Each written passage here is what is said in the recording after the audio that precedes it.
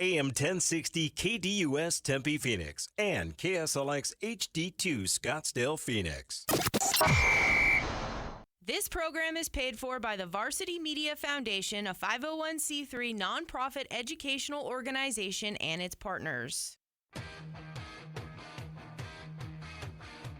You're listening to the Varsity Sports Show, home of Arizona's youth, high school, college sports, and you, empowering education and enabling dreams, right here on KDUS AM 1060 in Arizona. And now, welcome to the Varsity Sports Show.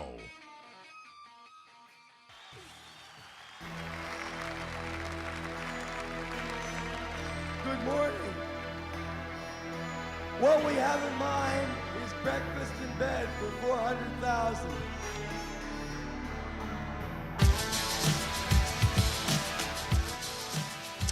Good morning, ladies and gentlemen. Welcome to the Varsity Sports Show on AM 1060 KDUS Arizona. A special Saturday morning, man. I say we. It's not me. My name is Vince Delicio, first of all, and I am very privileged, very honored to kick off this show this morning with an amazing team, amazing support. We've got the best producer in the business, in Corey Walsh behind the glass. We've got an amazing team. We've got co-hosts today. I'm not in studio today. I was in studio last night for the debut. We still don't know the name of the show. It's like Varsity Friday post-game wrap, something like that. Varsity Live. I put the name to a vote amongst our team, and we couldn't come to a consensus, so we just kind of slapped something on it. It's a post-game show, and the post-game show is going to run all fall, every Friday night from 10:30 to 11:30 p.m. right here on this station. And the archived version, if you want to go and hear it, it's everywhere. It's on Apple, iTunes, Amazon Music, Spotify, SoundCloud. So you can go and you can hear it if you want. It was an hour show. It was fun. We went out to every single game that we covered last night. In fact, even there were two games that we put to a poll to our viewers, our listeners. Hey, what games do you want to see? And last night the votes came in, and we sent a team out to Buckeye for their big rivalry game versus crosstown rival Yonker. Congratulations to the Hawks last night. And Desert Mountain hosting Sunrise Mountain in Scottsdale. Congrats to the Wolves.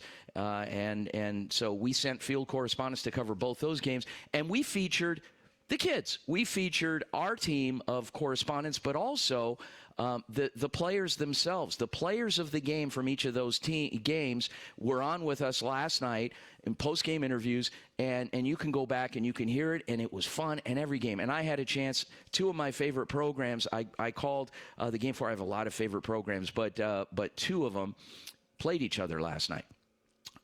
Mountain View hosted Saguaro, and I had a chance to call that with our very own Alexandra in Medina. Alex did a great job on color, and then she finished the game because I had to get into the studio before the game ended, and so that I was able, first of all, to beat the crowd. There were thousands of people there last night, but also because we had our show that kicked off at 10:30, and we had a team, our Tucson team of very talented University of Arizona journalists brought us and film students the Southern Arizona National Football Foundation, Southern Arizona Varsity Sports Show Game of the Week from Bisbee. It was like almost 2 hours away driving from Tucson itself. They were in Bisbee, and it was the second oldest high school rivalry football game in the nation. And they Bisbee hosted Douglas. So congratulations to both teams in coming together and just making it a spirited night. It was a beautiful night for football everywhere we were.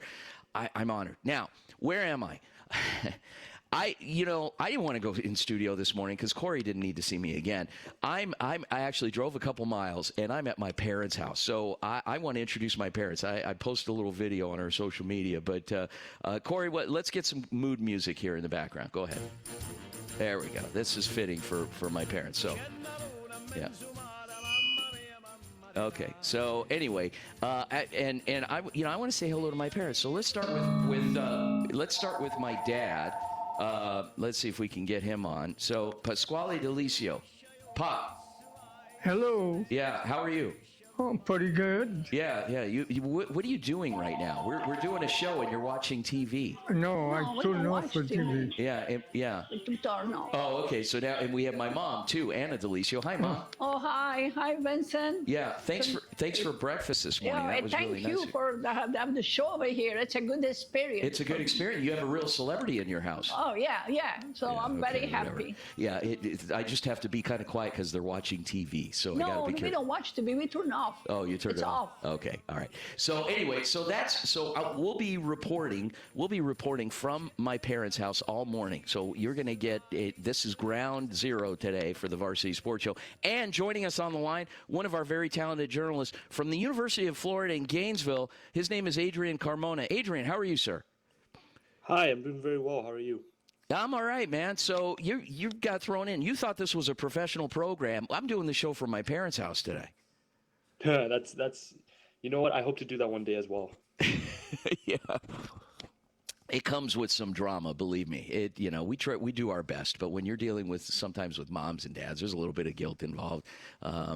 So anyway, but they're good people. And we're going to insert throughout the show also. One other thing we're going to insert is, I have some really deep conversations with my mom, and every once in a while we'll throw in this sound bite. Go ahead, Corey. Hey, Mom! The meatloaf! We want it now! Yeah. The meatloaf! Mom, the meatloaf!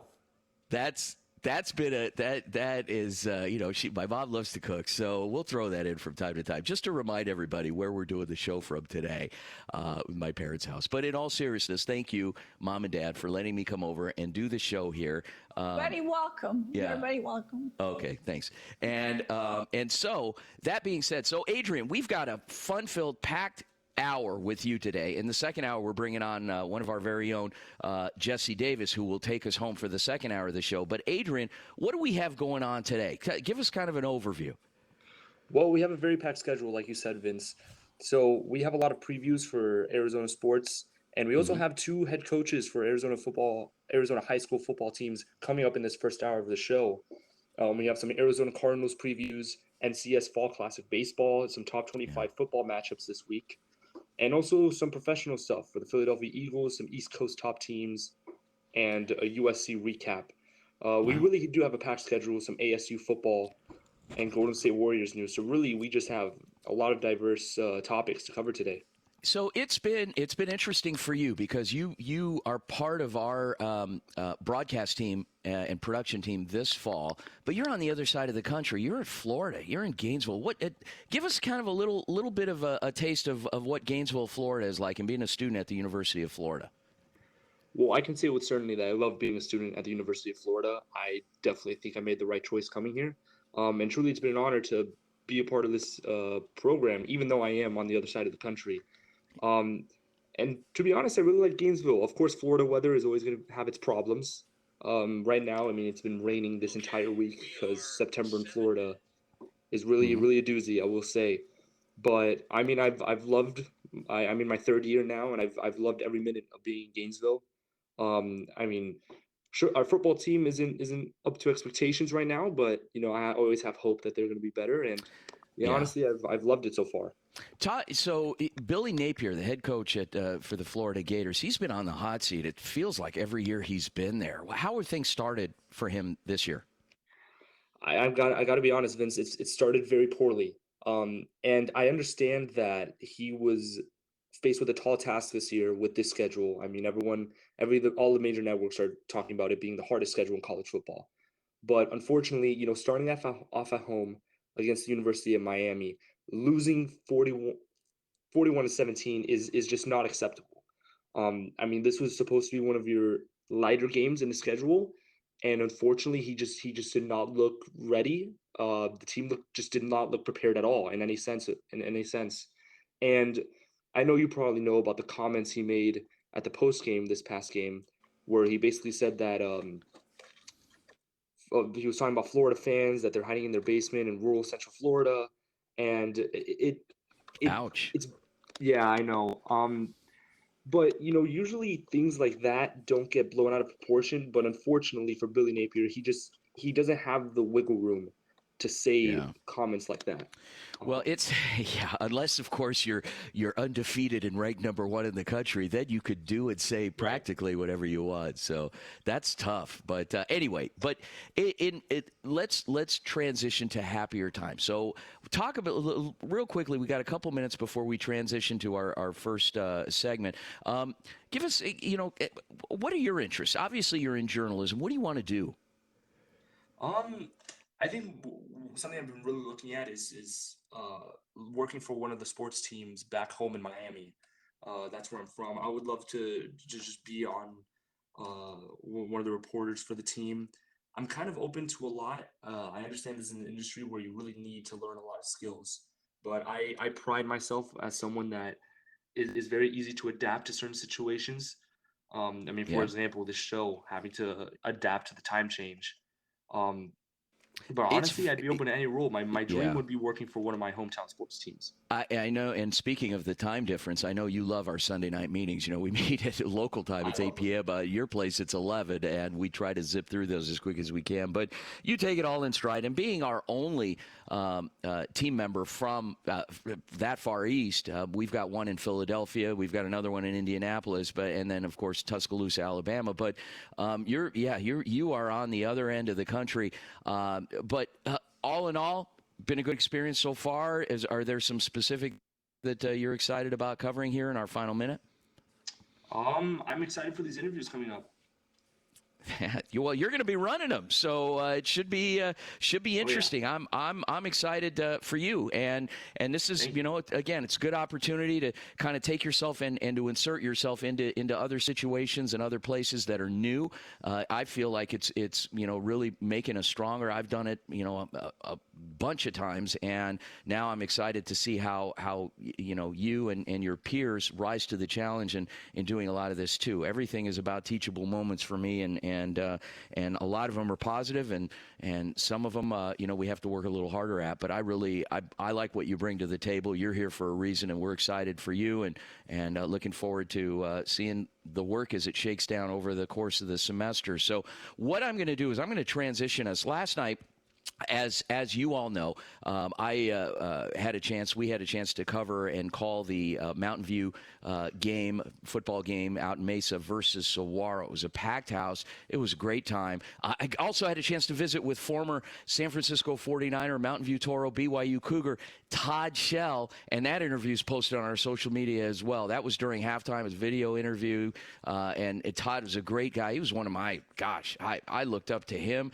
He was a couple years ahead of me in school, went to, obviously, Mountain View. I was at Camelback, and back then the city of Phoenix was a little bit smaller, but you follow these guys' careers, and I had a chance to visit with him, and I was so excited about it. It's up there. I made him laugh a few times, but it was fun.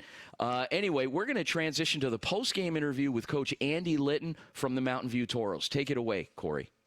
Paisley Poole with Varsity Sports, here with head coach Andy Litton.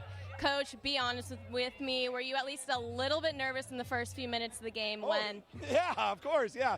When you start off with a pick six going the other way, after you talked about we got to win the turnover battle and whatnot, it's definitely a little nerve-rattling. I'm just really proud that our kids were able to ride that wave of momentum.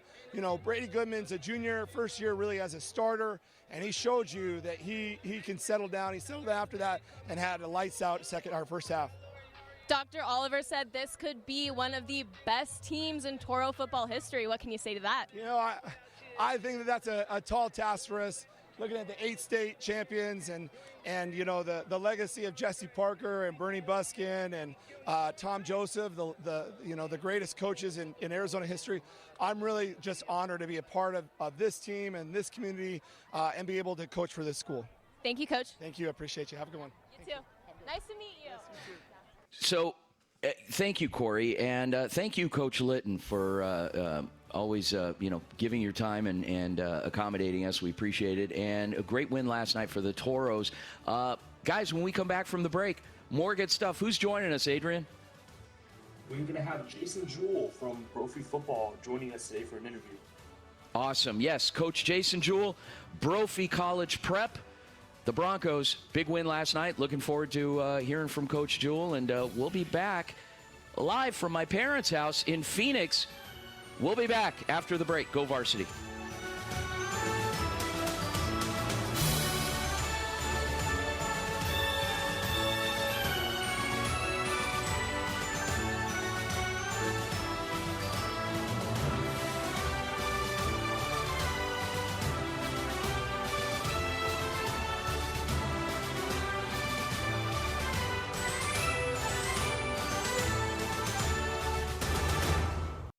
Listener rewards for you with the KDUS 1060 app. Download today to hear all of the national and local shows you love. That's the KDUS 1060 app.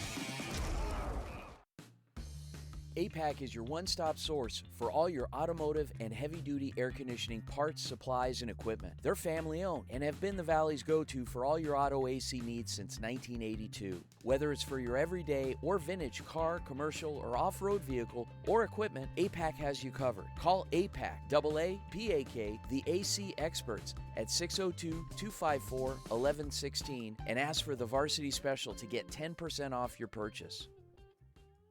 Hey guys, Vince here to talk about Angel Dentistry. It's where my wife and I have gone for over 10 years, and we trust them with our routine and extensive dental care because they care. Dr. Amber Angel is an Arizona native, born in the town of Miami, and has been practicing in the Valley over 20 years. For general to comprehensive dental services, call 602-788-2008. Located off of Cave Creek Road just north of the 101 in North Phoenix. Angel Dentistry, proud supporters of our young people and proud partners of the Varsity Sports Show. Hi everybody, my name is Paisley Poole and I am a senior at Arizona State's Cronkite School. I am so excited to be a part of the Varsity Sports intern team as a sideline reporter and possible color analyst. Friday Night Lights, let's get it. The Thursday night high school flag football game of the week is back. 8 weeks of coverage beginning Thursday, September 19th. Every game begins at 6 p.m. Join the varsity team as we travel the Valley featuring your favorite teams, including Saturday morning radio segments. The Thursday night flag football game of the week is back on the Varsity Sports Show. You are listening to the Varsity Sports Show. The Varsity Sports Show. Thursday night flag football game of the week. Flag football game of the week. Have you downloaded the KDUS 1060 app yet? Download today and get all of your favorite local and national shows right on your phone.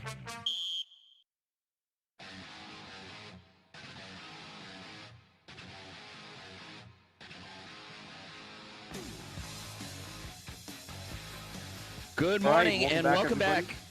Oh, excuse me. Sorry about that, Adrian. I didn't mean to step on your toes. Thank you so much. I'm going to turn it over to Adrian Carmona out at the University of Florida. Go ahead, Adrian. Hi, everyone. So right now, we're going to get ready for Jason Jewell, head coach of Brophy Prep, if he's with us right now. Hello? Good morning. Hi, good morning. How are you? Good. Real good. 44-0 win. Oh, yeah, couldn't be better. All right. Well, first of all, I want to congratulate you on the win. A very big win for you guys. No, thank you. Appreciate it. The boys played hard. Yes. So the first question I have for you, Coach. So in these first two games, they've kind of been very different. Your first game against Williams Fields, it was a very tightly contested battle, really went down to the wire. And then now this next game, just a complete blowout, 44-0.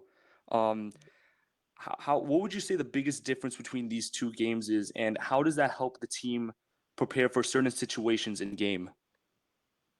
Well, I think, if you just look at the end box score, they looked like games like that where I don't know that they quite were. Like Williamsfield actually was looking like a blowout. It was 21-0 at one point, and we kind of let off the gas a little bit and let them come back into it. And our kids had to respond to some adversity to come back and win that game.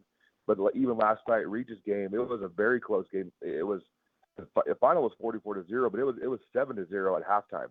So it was a close game, and our kids had to keep fighting. And then once I don't think Regis was quite used to this heat or quite ready for this heat, and our big O&D line kind of leaned on him at the end, and we got some touchdowns to make it look a little bit worse than it was.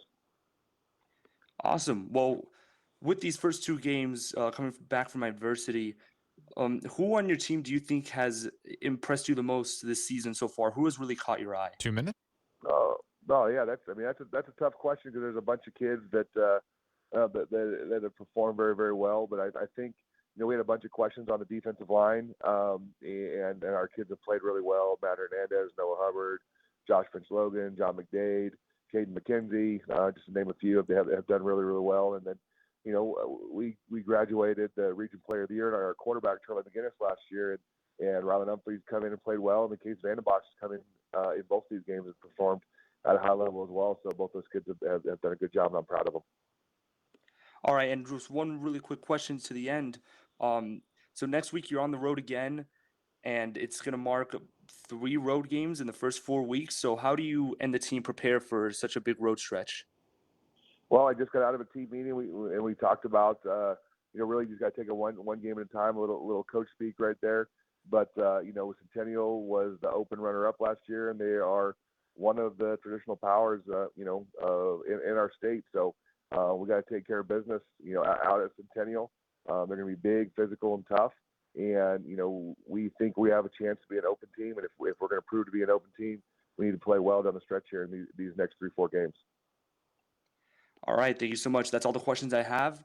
I wish you luck next week on your next game. And thank you so much for taking the time out of your day to join us. All right. Thank you. Awesome. I really, really enjoy talking to Coach Jewell and hearing from him. He is one of those that is just really personable. He's very, he gets right to the point. He'll tell you, if things are good, if things are not so good. I mean, he has no secrets, no bones about it. So nice job on that to kick things off, Adrian. What do we have coming up next? Well, next we have a few segments from some of my peers.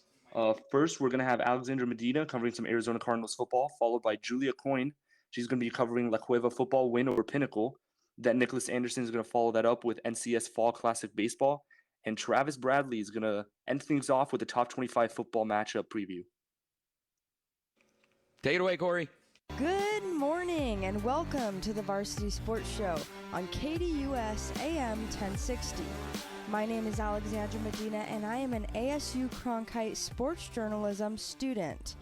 The Arizona Cardinals have been a hot topic heading into the 2024-2025 NFL season because of its tough schedule. But with its tough schedule comes big names, and one name that will be turning heads throughout the season. The Cardinals are set to face off against the Buffalo Bills in Highmark Stadium in Orchard Park, New York on September 8th. It has been 3 years since the Cardinals have made it to the playoffs. Faced with an obstacle, the Cardinals searched for an answer, one in which they had multiple options. After shuffling through multiple options, the Cardinals decided to hire Jonathan Gannon, an experienced coach who had been coaching in the league for 15 years. During Gannon's first season as the Cardinals coach, he led the team to only 4 wins.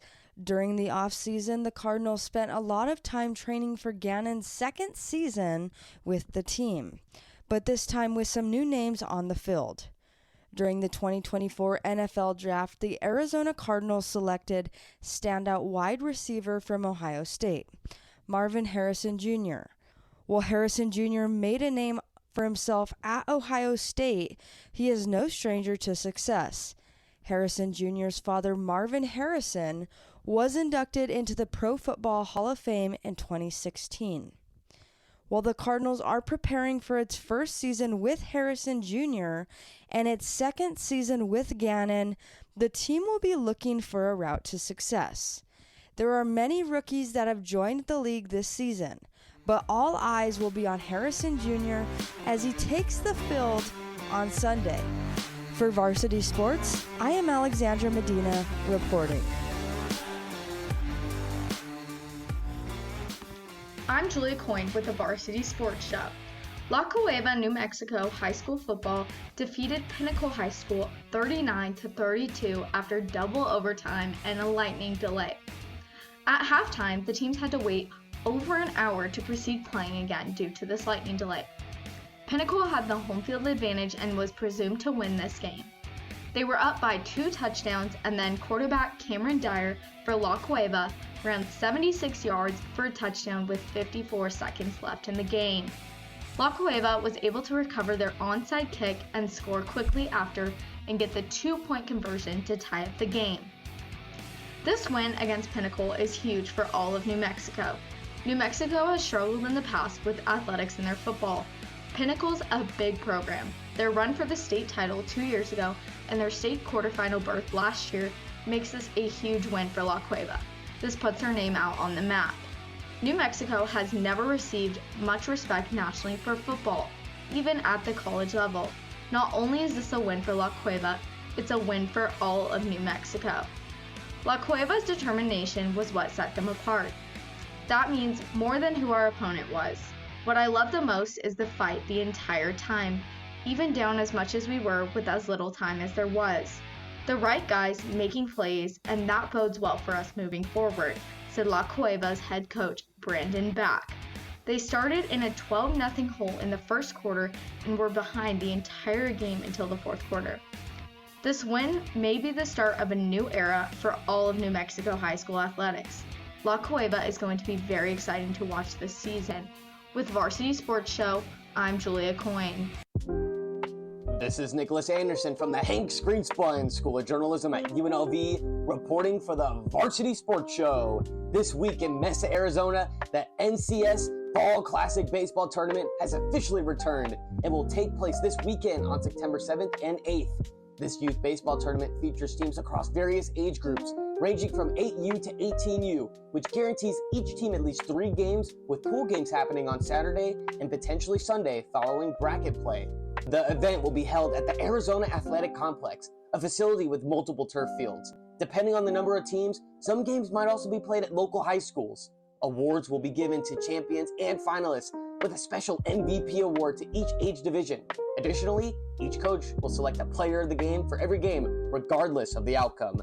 This tournament has a rich history, with the NCS Fall Classic establishing itself as a significant event in youth baseball, particularly in the Southwest Division. The tournament usually attracts a diverse range of teams from different skill levels, providing youth athletes with valuable exposure and experience to competitive baseball. While the NCS Fall Classic doesn't typically feature celebrity appearances, it's part of a broader landscape of youth baseball tournaments in Arizona, such as the Arizona Junior Fall Classic, which attracts significant attention from college scouts and professional teams due to its focus on showcasing high school juniors. The Arizona Junior Fall Classic is scheduled for September 19th through September 22nd. It's another notable event in the region, known for its high level of competition and the presence of college scouts and pro scouts. Looking ahead, similar tournaments are expected to continue in the future, both within the NCS series and other local and national baseball circuits, ensuring that youth athletes have opportunities to develop their skills. From the Varsity Sports Show, I'm Nicholas Anderson. Hello, my name's Travis Bradley with Varsity Sports Show, and this week for your Week 2 preview of the NCAA Top 25 matchups. We've got quite a few of our top 25 ranked teams playing this weekend, starting with number 3 Texas versus number 10 Michigan. This is going to be our biggest matchup of the week. We've got College Game Day being hosted in Ann Arbor. That'll certainly contribute to the atmosphere. Quinn Ewers coming off a big week, 260 yards, 20 for 27 passing, and Kalel Mullins stepping up on the Michigan side of things as their number 1 running back threat after week 1. Number 8, Penn State takes on Bowling Green. Number 23, Georgia Tech creeping up the rankings after last week's win over FSU. They'll be taking on Syracuse. Number 1, Georgia will take on Tennessee Tech. Number 5, Notre Dame versus Northern Illinois. Number 24, NC State versus number 14, Tennessee. This will be our only other top 25 matchup this weekend, as Tennessee is coming off of a 69-point outing last weekend, and the Wolfpack's defensive debut leaves some disappointed. Number 15, Oklahoma versus Houston. Number 25, Clemson versus App State. Number 13, USC versus Utah State in the Los Angeles Coliseum. Number 4, Alabama versus USF. Number 9, Missouri will be taking on the Buffalo from New York. And number 2, Ohio State will be taking on Western Michigan. We see number 18, LSU will be playing this week as well after having dropped several spots following a disappointing loss to Boston College last week.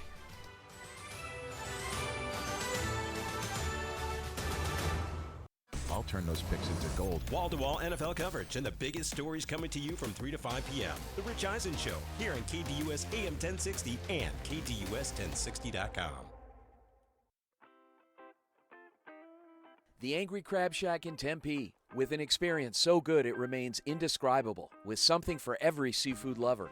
Try one of their amazing custom seafood boils, sandwiches, appetizers, and salads. Angry Crab Shack Tempe is located east of I-10 on Warner Road, 480-674-3847. The Angry Crab Shack in Tempe. Come ready to eat.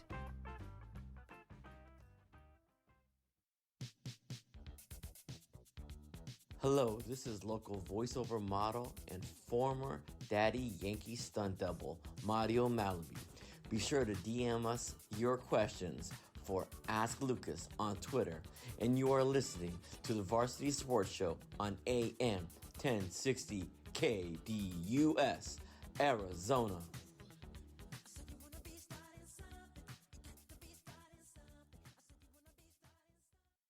Hi, I'm Kaylee Sumner, and I'm very excited to work with Varsity Sports Show. I've been doing this since freshman year, and I just love filming, and I'm so excited to film on the field, so catch me on the field. Thank you so much. Bye. The Varsity Sports Show is once again proud to partner with Grand Canyon University Club Sports in 2024 and 25. Join us in our coverage of GCU Club Sports on Saturday's Varsity Sports Show and the rest of the week. We'll cover hockey, soccer, baseball, rugby, lacrosse, and more. The Lopes are back on the Varsity Sports Show.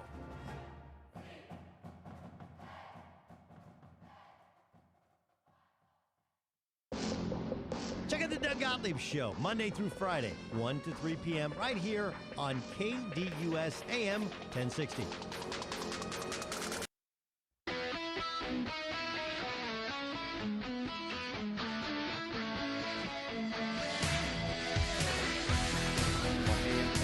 KDUS Arizona. My name is Adrian Carmona, and I'm joined by Vince DeLaTorre. Right now, we are blessed to be joined by Darius Kelly, Saguaro football coach. And Coach, how are you? Very good. How are you doing? I'm doing well myself. Thank you so much for joining. Thank you. First question I wanted to ask is, I know you are an alum of Syracuse, and you were previously as receiver coach for Saguaro. So I just wanted to ask, how did your experiences at Syracuse and being with the team before becoming head coach, how did they help shape your coaching philosophy and your skills that you've learned? Yeah, I mean, coming up through, I had a lot of great coaches coming up all the way through high school, and having an opportunity to go to Syracuse, being coached up by a lot of great coaches, Scott Schaefer, Doug Maroon, and those guys just, one of the things they always emphasized was toughness, and that's one of the things I try to emphasize with our guys, and being disciplined as much as possible and doing all the things that we need to do, taking care of all the little things. So that's really where, that experience and learning from those great coaches has really shaped what I'm doing here as a coach now. Thank you. So to begin the season, I mean, 2 straight losses so far. But what do you think has worked so far for your team, and what do you think really needs to improve? We got to improve in all areas. I think what's worked, I really do like our effort.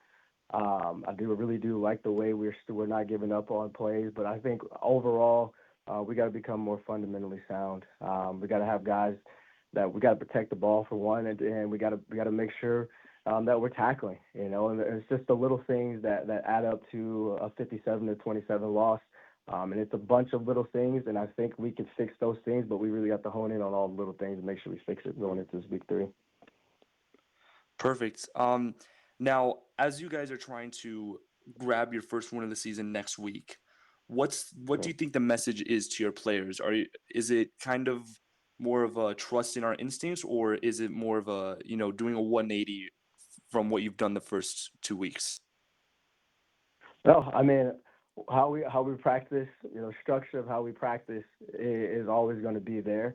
But I do think the way that we approach practice, the way that we approach going into the game, the days leading up to the game, the way we approach film, we really got, again, hone in on all the little things and all the little details of a game plan. So when it goes out there, right, I mean, you can only assimilate so much in practice, but we got to understand when the bullets come flying, you can't just let it fly out the window. And that's on me as a coach. That's on me making sure these guys are fully prepared for the speed of the game. So we just got to really hone in again on all the little things and just be more fundamentally sound on both sides of the ball. Awesome. And with these first 2 weeks, who do you think has really stepped up to the plate? Who really has just caught your eye so far?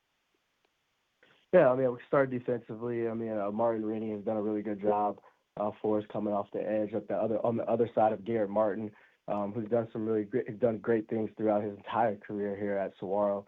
Obviously we had a pick six last night. Kyle's still on the defense side. I think offensively, Elias, he's ran the ball pretty hard. But we have to improve across the ball. Mason Whitaker had some good catches.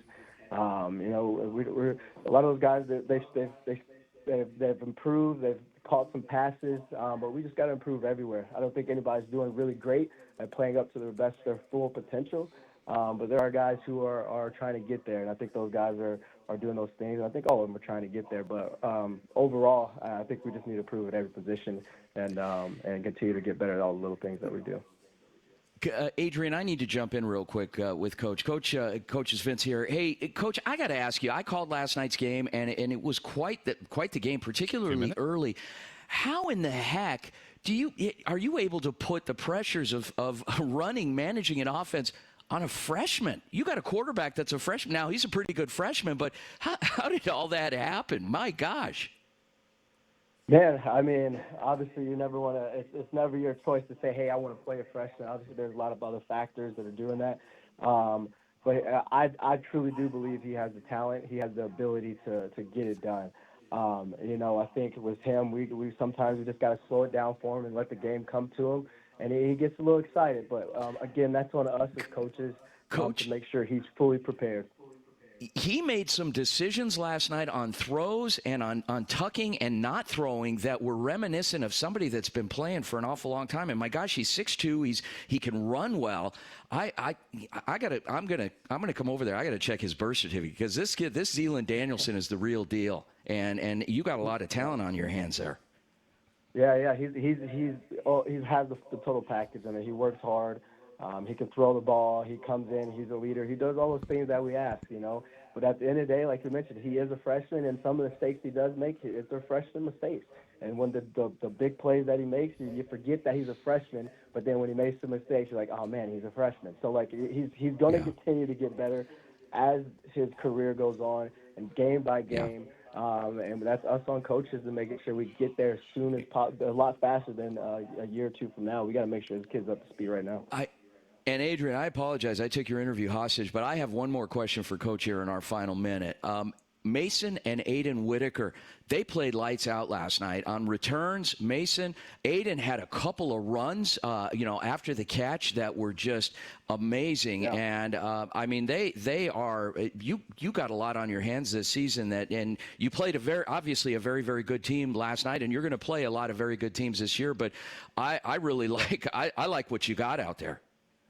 Yeah, I mean, there's been flashes of talent all across the board. It really, really has. We just got to become more consistent across the board with our fundamentals every single play. And when things go wrong, we got to stay the course and keep going and make sure we keep fighting. But again, those guys, they show those flashes. Mason, Aiden, Zealand, even with our two tight ends, Jaden Wiseman, Quentin Sims, they've shown some really great things. We just got to get more consistent with, for one, protecting that ball like it's nothing else. We can't harp on that part enough. But us protecting the ball, we've put together some great drives. We moved the ball. We've had some yardage, but we saw ourselves by when we don't take care of the football, plain and simple. You can't win that way when you have 5 turnovers a game in 2 games, 10 turnovers in 2 games. You won't win. I don't care who you're playing. Well, excited to continue to cover you, and of course I'm going back, transitioning back into calling games out at Saguaro, and excited about that. So, Coach, looking forward to working with you this season, and thanks so much for the opportunity, and good luck. Thank you. We're going to go to work. Appreciate it. All right, there you go. That is Saguaro SaberCat head football coach Darius Kelly. And Adrian, I had to jump in. I apologize because I called last night's game, and there were a couple things I just had to ask him of specifics about some things. And future looks very bright out at Saguaro, despite the little hurdle and the stumble last night, that playing a very, very good Mountain View Toro team. So, Adrian, what do we have coming up next? Well, we have a few segments coming up, and I accept your apology. I think you asked some very good questions, too. Thank you. But we have some recaps for the Philadelphia Eagles from Marcos. Then Kavish is going to follow up with some East Coast top teams. And then Matthew Ross is going to end it off with the USC versus LSU recap. After appearing in Super Bowl 57, the Philadelphia Eagles started the 2023 season off strong, winning 10 of their first 11 games. They showed no signs of a Super Bowl hangover. But the season would soon take a turn as they would lose 5 of their last 6 regular season games and lose in the opening round of the playoffs to the Tampa Bay Buccaneers. They've undergone some changes in the offseason as well. Starting off with the losses, they'll be without Jason Kelsey and Fletcher Cox, 2 players that have embodied everything about the city of Philadelphia since day one, and 2 players that could be Hall of Famers in the near future. They'll also be without Hassan Reddick, who was traded in the offseason. Reddick was tied for second in sacks in 2022. Coming in on the defensive side is Devin White, formerly of the Tampa Bay Buccaneers and the Super Bowl champion. On the offensive side, the Eagles will be replacing DeAndre Swift with Saquon Barkley. Swift had success last year, but Saquon Barkley has been one of the best running backs in the league since coming in. Despite his injury history, Barkley provides the Eagles with something unique in the backfield, something they probably haven't experienced since the days of LaShawn McCoy. And as they did last season, the Eagles will also be entering the season with new coordinators on both sides of the ball. On the offensive side, it's Kellen Moore, formerly of the Chargers and the Cowboys, and Vic Fangio on the defensive side, who's formerly of the Bears and the Broncos. Head coach Nick Sirianni says the whole team has a bad taste in their mouth after the way the last year ended, and they're looking to show who they are again. Their first opportunity comes in Brazil against the Green Bay Packers. For the Varsity Sports Show, this was Marco Tsegaye. This is Kavish Siddartha from the Cronkite School of Journalism at ASU with Varsity Sports. The college football season is kicking off, and with that, a brand new era of conferences and new matchups on the East Coast. Over the offseason, the Pac-12 conference seemingly dissolved, with most of the teams leaving the league in pursuit of more media rights revenue, bigger viewership, and more stability. A few years prior, in 2021, Texas and Oklahoma announced their intention to leave the Big 12 for the SEC. All of these changes have completely changed the landscape of college football on the East Coast. Let's talk about the new look conferences and the top teams on the East Coast heading into the season. Let's start with the Atlantic Coast Conference, also known as the ACC, who have 3 new additions this year. Cal, SMU, and Stanford are the new teams in the ACC this year looking to make a splash in their first year in the conference. Stanford lost their opener 34-27 in a tough contest between TCU and will be looking to bounce back against Cal Poly. Cal and SMU have started their season off a little better, going 1-0 and 2-0 respectively. Those two find themselves 3rd and 4th in the standings behind Boston College and Georgia Tech, but with only 1 week played, it's anybody's year. Let's move on to our other East Coast Conference, and one of the most notable, the SEC. The SEC is one of the most competitive conferences in college football since its inception, and they are looking even more dangerous with the addition of Oklahoma and Texas. Texas started their season off on a dominant note, winning 52-0 against Colorado State. Oklahoma dominated on a similar note, winning their matchup 51-3 against Temple. It's anyone's guess to who will win the SEC, but Alabama, Texas, and Georgia are the favorites at this point in the season. That concludes my East Coast report with Varsity Sports. This is Kavish Siddartha reporting. Hello and good morning. My name is Matthew Ross, and what a season opening weekend for college football. On September 1st, the USC Trojans faced off against the LSU Tigers in an electric matchup at the Modelos Vegas Kickoff Classic. And the Trojans came out on top in this one with a dramatic 27-20 win. Let's start with a game-winning play. USC running back Woody Marks capped off a thrilling final drive with a 13-yard touchdown run, leaving just 8 seconds on the clock. Marks was a standout all night, grinding out tough yards and sealing the game for the Trojans. Quarterback Miller Moss was equally impressive, throwing for 378 yards on 27 of 36 passing, showcasing his accuracy and poise against the tough LSU defense. He found Kyron Hudson for several key completions, including a jaw-dropping one-handed catch early in the game that had fans buzzing. Hudson finished with 87 yards on 5 catches, making him a go-to target throughout the night. LSU did not go down without a fight, however. Garrett Nussmeier was efficient, completing 28 of 36 passes for 268 yards and a touchdown. His favorite target, Kyron Lacey, hauled in 9 catches for 107 yards and a score, keeping LSU within striking distance the whole game. But despite a solid effort, the Tigers' offense struggled to find a rhythm late, allowing USC to capitalize. This win is huge for the Trojans, giving them an early season momentum and making a statement against a ranked opponent. The defense, which was much maligned last season, made key stops when it mattered most, holding LSU to just 10 second-half points. A thrilling start to the 2024 season to be sure for USC, while LSU will look to regroup after yet another tough season opener under Brian Kelly. My name is Matt Ross with the Varsity Sports Show. Thanks for listening. Bringing you the latest sports topics weekly right here on KDUS AM 1060 with me, the Doug Gottlieb Show, 1 to 3 p.m. Hello, sports fans. This is Dick Stockton, and you are listening to Arizona's home of youth, high school, college, and you, the Varsity Sports Show on AM 1060, KDUS, Arizona. The Varsity Sports Show is proud to once again be the official broadcast team of the Hohokam Junior College Athletic Conference. We are back for another year of HJCAC football. We'll bring you the JUCO Game of the Week, on-site live coverage, weekly JUCO report on Saturday morning's Varsity Sports Show, and coming this fall, the weekly Coaches Show with Coach Doug Medosky. Stay tuned for more. JUCO football is alive and well in Arizona. Brought to you by the Varsity Sports Show and the HJCAC. Hello everybody, my name is Saleh Awad, and I am thrilled to be interning with the Varsity Sports Show this fall. I am from Chicago, Illinois, and sports have always been a huge part of my life. Being my last semester at Cronkite, I'm excited to learn as much as I can and be a part of this team here. I'm ready to put out content for Varsity Sports Show immediately and get started. Thank you guys.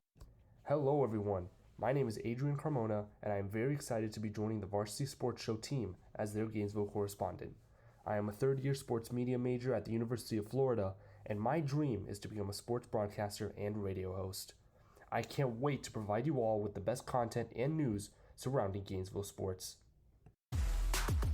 Hey Phoenix, Doug Gottlieb here. I'm bringing the best sports talk weekdays to you, 1 to 3 p.m., right here on KDUS AM 1060.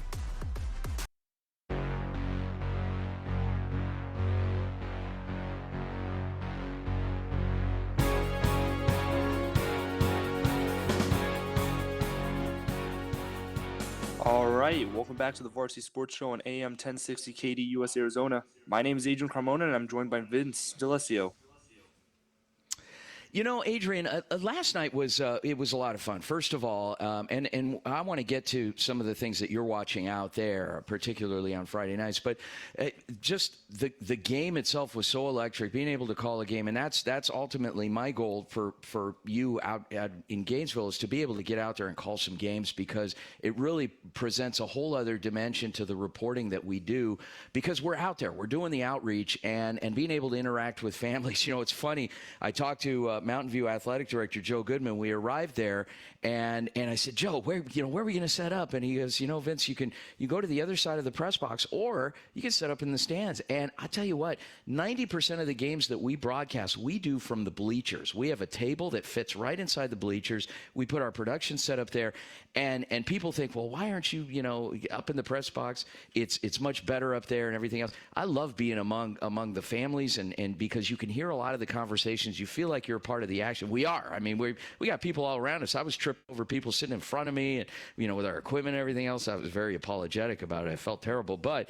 it was fun because we're right there, and they can hear us, and we can hear them, and they get even more engaged into our broadcast. So I don't like to be distant or to be away from things. So we had a lot of fun with it, but. Adrian, in terms of some of the teams that you cover out there, are there some pretty good teams in Gainesville High School? Yeah, I mean there are a few really good schools. The thing with Florida football is just so divided between districts and different cities. But I know Buchol's High, they have a very good high school team. Yeah, high school football is pretty big in Gainesville. I mean, obviously you have the Gators, but a lot of people take pride in what's going on the fields in Gainesville. What we got a bunch of other different segments coming up, but what do we have coming up?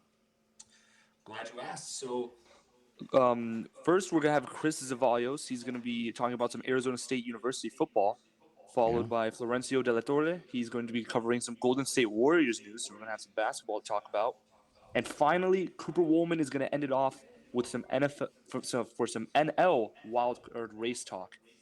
Oh, nice. Okay, we got a little bit of baseball on today, a little bit of everything. So now that we're winding down the baseball season, we got some baseball talk. We got little Golden State Warriors news, and then of course our very own hometown Arizona State University Sun Devils. Big win last week against Wyoming. They've got a big one tonight.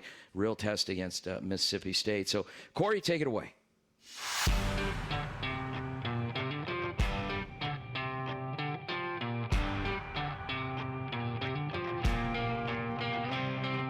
Hello world, this is Christopher Zevallos with the Varsity Sports Show, and I'm here to talk about Arizona State football. The program started 2024 with a landslide win over Wyoming, 48-7. This marked the Sun Devils' first win as a Big 12 program, and despite the Week 1 win, head coach Kenny Dillingham isn't satisfied and wants to make sure his team isn't either, saying, quote, "We haven't done anything. We're still a nobody. We got to get that out of our heads that we played a really good football game. Who cares?" said Dillingham. ASU's offense thrived on both fronts of the ball, earning 241 yards rushing and 258 yards passing. This balance on offense was a far cry from last season's offensive performance as far as efficiency. However, Coach Dillingham made it a focus point to lean on the run game to open up the passing attack, saying, quote, "Running the ball is always the focal point. If you can establish the run, you can throw the ball deep." Another difference from last season's team is quarterback, as redshirt freshman Sam Leavitt made his first start with ASU this past Saturday. Leavitt provided a solid outing, going 14 of 22 with 258 yards and 2 touchdowns, with a 74.7 QBR. Leavitt also showed his versatility by adding 47 yards rushing. Leavitt's performance reflected the balance of ASU's offense, as he showed he has the ability to lead this unit. With the support of Coach Dillingham, many Sun Devil fans hope Leavitt can provide the consistency at quarterback that has eluded the program for the past few years. Going into Week 2 of the season, ASU walks into a big game against Mississippi State. Facing an SEC opponent is an opportunity the Sun Devils don't get often, with their last game against an SEC opponent being a 38-17 loss to Texas A&M in 2015. Coach Dillingham harped that his team still has a lot to prove despite the dominant Week 1 victory, stating, "Until we have adversity, that somebody beats us and a mistake by us, and see our guys respond," said Coach Dillingham. ASU's contest on Saturday gives the program a major opportunity to show this team's growth from last year. A victory over Mississippi State this Saturday would not only be historic for the program, but it could serve as a head-turning statement that Arizona State football shouldn't be taken lightly. And this is Christopher Zevallos with the Varsity Sports Show.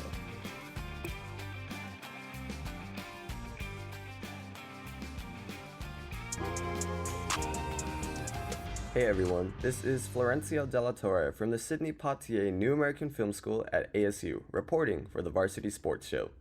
Last Thursday, Golden State Warriors superstar Stephen Curry announced his one-year $62.6 million extension with the Warriors. But what you may not have heard is that Stephen and Ayesha Curry also announced that their Eat, Learn, Play Foundation is committed to investing $25 million over the next 5 years to Oakland Unified School District to improve student literacy rates. This money will fund 10,000 individual professional tutoring spots for these children to improve their literacy skills that these families otherwise may not be able to afford. Oakland Unified School District Superintendent Dr. Kyla Johnson-Trammell had this to say, quote, "Literacy is key to all aspects of education and to the futures of our students. It's why we're laser focused on ensuring we have strong readers by the 3rd grade. Now our incredible partnership with Eat, Learn, Play is taking a groundbreaking new step with this added focus on literacy through enhanced tutoring. We know that one-on-one tutoring is key to improving literacy, especially among students who have fallen behind. This initiative will supercharge our literacy efforts with its extraordinary $25 million commitment, and it comes on top of last year's $50 million commitment from Eat, Learn, Play to upgrade school playgrounds across the city and help with literacy efforts and nutrition services. We cannot thank Eat, Learn, Play and Partner Workday enough for supporting our mission to help prepare our students for success in college, career, and community." End quote.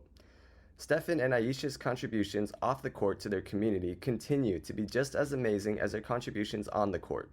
Thanks for listening. This has been Florencio DeLaTorre with the Varsity Sports Show. What's going on? This is Cooper Wolman coming at you with the latest news on the NL wildcard race. While the summer might be coming to an end, September will stay sizzling as these teams make a final push towards the postseason. Currently leading the charge are the San Diego Padres with a record of 80-61. They went on a thriller Wednesday night, beating the Tigers 6-5, scoring 6 unanswered runs en route to the Fernando Tatis walk-off single in the 10th. With this win, they currently have a half-game lead over the D-backs, who they will see later in September to end the regular season. Right behind them, your Arizona Diamondbacks, who are coming off a tough homestand against the Dodgers and the Mets, but have started their road trip 2-0 after back-to-back wins over the Giants. The D-backs welcomed their star first baseman Christian Walker back to the lineup on Monday night, providing an RBI in an 8-7 win. The D-backs have battled injuries all year and are currently waiting for the return of Ketel Marte, Gabriel Moreno, and Lourdes Gurriel Jr., who tweaked his hamstring in Sunday's win over the Dodgers. The biggest question is, can the D-backs get healthy enough for the Padres series at the end of the year that may or may not decide their postseason seeding?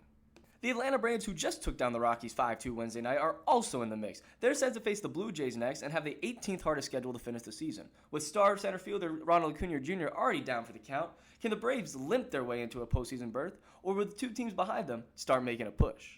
Speaking of a team making a push, the New York Mets are on fire, currently riding a 7-game win streak after sweeping the Red Sox. They're a half game out of the last wildcard spot, but their schedule is no walk in the park. With a third hardest schedule remaining, they'll face the Reds at home before hitting the road to play the Blue Jays and the Phillies. Also another team not to count out is the Chicago Cubs. At 4.5 games out, the Cubbies are playing their best baseball of the season. Their recent 12-0 victory over the Pirates, highlighted by a combined no-hitter and Ace Soda Imiaga's stellar performance, was not only a signature win, but maybe what starts their September run.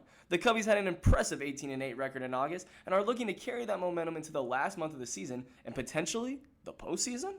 That's it for today's National League Wildcard Update. Stay tuned for more on the playoff race as the regular season nears its conclusion. This has been Cooper Wolman signing off from Phoenix, Arizona.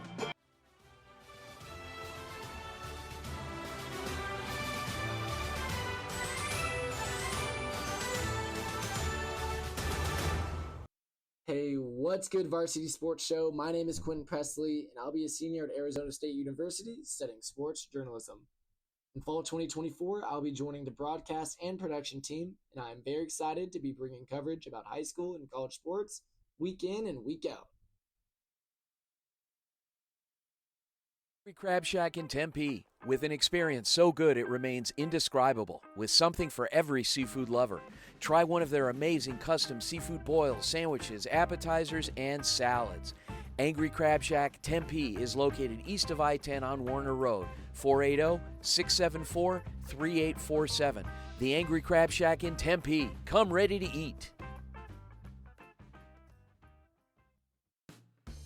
APAC is your one-stop source for all your automotive and heavy-duty air conditioning parts, supplies, and equipment. They're family-owned and have been the Valley's go-to for all your auto AC needs since 1982. Whether it's for your everyday or vintage car, commercial, or off-road vehicle or equipment, APAC has you covered. Call APAC, AAPAK, the AC experts at 602-254-1116 and ask for the Varsity Special to get 10% off your purchase.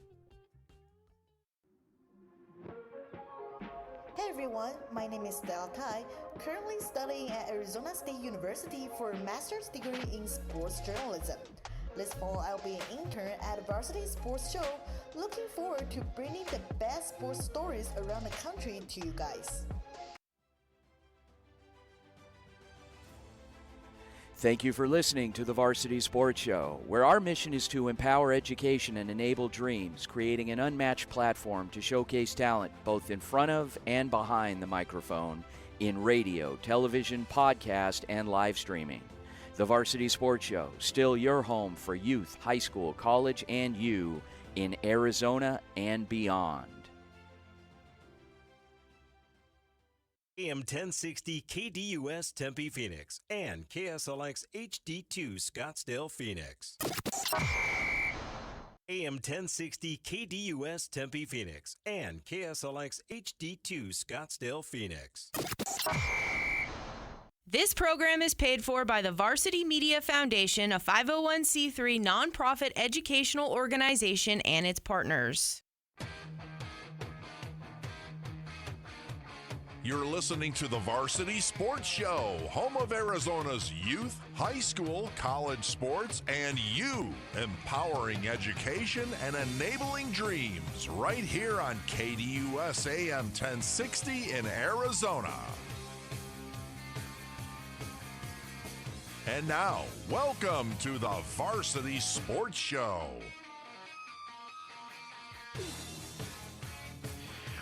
Welcome back to the Varsity Sports Show on AM 1060 KDUS Arizona. Vince DeLisio, hour number 2, live from, in case you're just turning your radio on this morning, I'm at my parents' house. We got to cue this. They got background music. They have official music.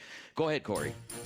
Okay, there we go. So they have their own official music, and I am at my parents' house. Pasquale and Anna DeLisio, pillars of this community, staples of this neighborhood. They are the eyes and ears of everything happening within, 3/4 miles of this house. They know everything. And you better be careful if you live in the neighborhood. Don't even let so much as a weed poke up through the rocks in your landscaping, or my dad will get you. So anyway, Ma, are you doing okay, Ma? You having a good time? I'm doing very good, very good. Okay. I'm enjoying the show. Wonderful. Okay, that's good. Are you happy I'm here?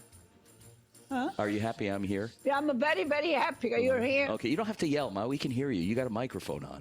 Yeah. I'm very, very happy. Okay, good. I'm very happy. All right, that's good. Okay. Oh, my dad had something to say here real quick. Go ahead. Okay, go ahead. Talk right into that. That's okay. Yeah. You got something you want to say? You can talk. Yeah, go ahead. Yeah, we can hear you talk. You can talk. It's okay. Yeah. Yeah, go ahead. What do you want to know? Well, you wanted to grab the microphone. Are you glad that we're doing the show today? Well, I got something from the mail. Pasquale. Yeah, okay. Pasquale. I'll look at your bills. All right. So and I have to go to the market in just a minute. Okay, I will wonderful. be back. Okay. All right. So my parents. Anyway, guys, thanks again for joining us. We're doing the show live from my folks. We have some special guests. We have some things going on, a lot of activity, and we're welcoming on one of our new journalists from Arizona State University's Cronkite School of Mass Communications. His name is Jesse Davis. Jesse, how are you? Hello, Jesse. He's there somewhere. He might be muted. Jesse, feel free to jump in when you get the sound issue taken care of. We also have another special guest with us. But you know what, Corey? Go ahead and throw that other sound bite in, because that's very reminiscent of my relationship with my parents. Go ahead, Corey. Hey, Mom! There we go. Meatloaf! Yeah. We want it now! That's the it. Meatloaf! Mom, Okay. the meatloaf! All right, so joining us on the line. So, Coach Medosky, you thought this was a serious program and a serious segment, but we like to have a little bit of fun, and you've been a very good friend, very strong supporter of ours. You know that I'm a big JUCO guy, and your mission aligns with everything that I believe in, because I firmly believe the junior college has saved my life and turned me into at least somewhat of a student and helped get me through, and you're doing that for a lot of young people. So joining us from the HOCOM Junior College Athletic Conference, head coach of the Maricopa Mustangs, a longtime coach, mentor to a lot of youth. His name is Doug Medosky. Coach, thanks for joining us. Vince, thanks for having me on. I got to be honest, this is the first time that I've enjoyed the introduction part so much. Hearing you have so much fun with your family, it's nice to see you're taking care of your parents and enjoying some time with them. Yeah, thank you. You know, it's a struggle. We go back and forth because they bust my chops to no end, and so I try to give it back to them in a very nice way. But as you know, when you're dealing with parents, sometimes it's hard to have them change their ways and everything else. But Coach, I got to ask you, this is year number 6 now.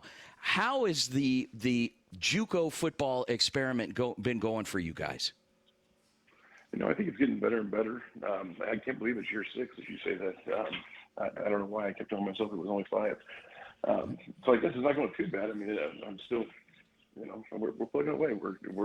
But I think the biggest thing and the nice thing that we're most excited about for this season is the return to in-person classes. I know we talked about that, I don't know, probably a couple months ago, but the return to on-campus classes, kids actually attending school in person, working with their academic advisors and teachers, and the resources afforded to them from being in an actual campus, it's just exponentially better for our kids as far as the opportunity to move on and play. So I think that will have a significant impact on the success moving forward of the HJCAC. So and you started off, I mean, there was such anticipation of what this project, and I call it a project because it's been a work in progress, but it's a successful model. But by no means is it something that is failing, because it's been very successful and it's grown, it's scaled. But you also, you tested some other markets. You wanted to make sure that you had a little more direct oversight. You had a team in Tucson. You ended up backing off on that a little bit. That's not to say it's coming back. There's some other places that you've looked at, but based on what you're doing, your ultimate goal is to make sure, in my opinion, from an observer standpoint, to make sure that these young people come to you, they acquire some skills, both academically, athletically, to continue to build on what they have, and then you send them off into the next stage. How has that next stage been going for what you're working with? I think it's been really successful. I think that, obviously when you start this thing from with no concept, nothing to compare it to. So obviously there's the learning curve that comes from just, going out there and kind of hitting your head against that wall repeatedly until you figure out the right way to do it. And I think that we're taking those steps. One of the things that we've talked a lot about within the league this year when we met with the rest of the head coaches is, this isn't going to be the first year that we're actually going to continue to push some of the initiatives that we've been working on throughout the course of the season. Usually we kind of get to the season, we ramp up to the season, and then we kind of just wait until after the season to restart things, kind of pick them up where they were left off. And one of the things that we've talked about is there's going to be some growing pains, and it's going to be, there's going to be some challenges that we as coaches are going to be faced with as we continue to evolve the league.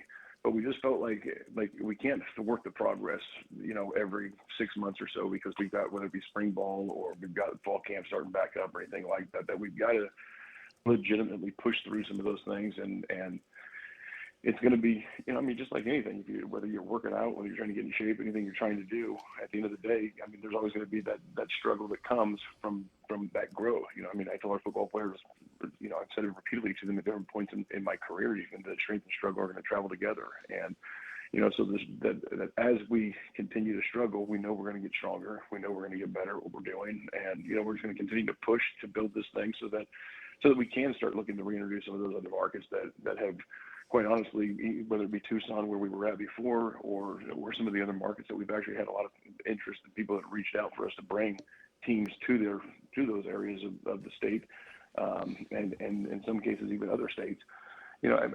We know that in order to do that, we've got to be successful here first, and we've got to have the model up running so that we're able to adjust as we need to adjust, and that it's able to be smooth to transition in and out of unique periods on the calendar that impact us athletically.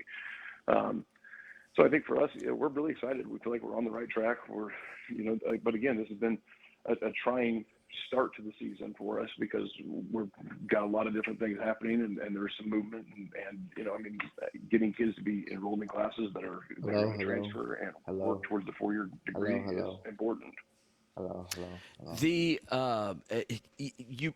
Let's move forward and let's talk a little bit about tonight. So tonight we kick off our coverage. You've got the Papago Pumas hosting Arizona Christian and out at Campo Verde High School tonight at 7. We'll be on the call tonight. I'm really excited to be calling this game. What can you tell us about the progress that the coaches have made this offseason? You got some new ones, but you've also got one that's been around a bit in William Strother, who Coach Stroh runs the Pumas organization. How's that? What can we expect tonight? You know, I mean, Coach Stroh is a community college guy. I mean, it's like you said before we really jumped on and started talking, that you understand, I understand that. I mean, I know I've talked with you at different points about community college football. I believe saved my life. I mean, it's one of those things that it was, I mean, transformational for my life. But I honestly don't know that I would be here today if it wasn't for that time and that experience in my life. I just wasn't ready for that Division I university that I had ultimately ended up working for and getting to. Yeah. Coach Stroh's that same guy from that standpoint. He was a community college football player that ended up going to a Division I university, chasing that dream, and got the opportunity to go play Division I football on a big stage and get a degree from there and really set his life up to move forward from that standpoint. So he gets it. He understands the why we're doing this, and I think that's something that's important. Is the passion to do this. It's not just about coaching football. I mean, you can coach football at any level. I mean, I had Gary Bernardi, a longtime Division I football coach. He's talking to me before at different points about coaching from the high school level to the now Power 4 level of football. And you can coach. It doesn't matter if you're Pop Warner High School. Yeah. I mean, NFL, college. So it's not just about the coaching. It's the passion behind why you're coaching the level you're coaching. And I think that's really what you find with Coach Strother. I mean, they're going to be a team that's going to be athletic. They're going to run around the football field. I mean, I know that we've been fitting some of those guys with their gear. They got some good-looking kids running around. There's no question. You've got some guys that certainly will be on prospect sheets, certainly going to get recruited and have an opportunity after the HJCAC. There's no question about it. As you go through, and this year and every year, it feels like you've had prospects that have come to you, that have spent some time with you, and then have ended up in greener pastures. Are you seeing the fruits of the labor? So, in other words, once they've been at the next level, at the next college, the next university, the four-year school, what are you seeing at the end of the line? Because now, being year 6, I mean, a lot of them have cycled through already. So how have they been? How are they doing? That's always been the interesting part. I learned a long time ago that you'll never figure out what your best football team is. It's not about your wins and losses. It's about, how many kids go on to graduate college and are successful husbands and fathers and leaders within the community, whether they're teachers or other coaches. I mean, it is just starting to kind of trickle that way. I think that this generation, they graduate college, and a lot of times they're still not really sure exactly where they want to go or what their plan really is. But we're starting to see some of that, and it is exciting. You have those guys reaching back out. We've had some kids that reach back out that have played in the league, whether it be for me or for some of the other coaches that have reached back out and inquired about coaching in the league, that it was important for them during that time in their life. And they're basically back here living in the Phoenix area and want to get back involved. They enjoyed their time. They enjoyed the experience. They know what it meant to them, so they want to get back involved and kind of start to learn how to coach, so to speak. So it's been rewarding, but there's been no question about it. The other thing that's been interesting about the league here, Coach, in our final minutes is that not only has it been, and you touched on it, not only has it been a development for student athletes to move on. This is funny, but it's not. It's very serious. I worked with some of your officials that have worked some of the regular games. You had a guy that ended up moving to Texas that was one of your refs last year in the league that took a job as an official at D2 school. He saw this as a real opportunity, a stepping stone for him. And you've got these former players that are coming back and starting to coach now. You feeling a little old? I always feel old.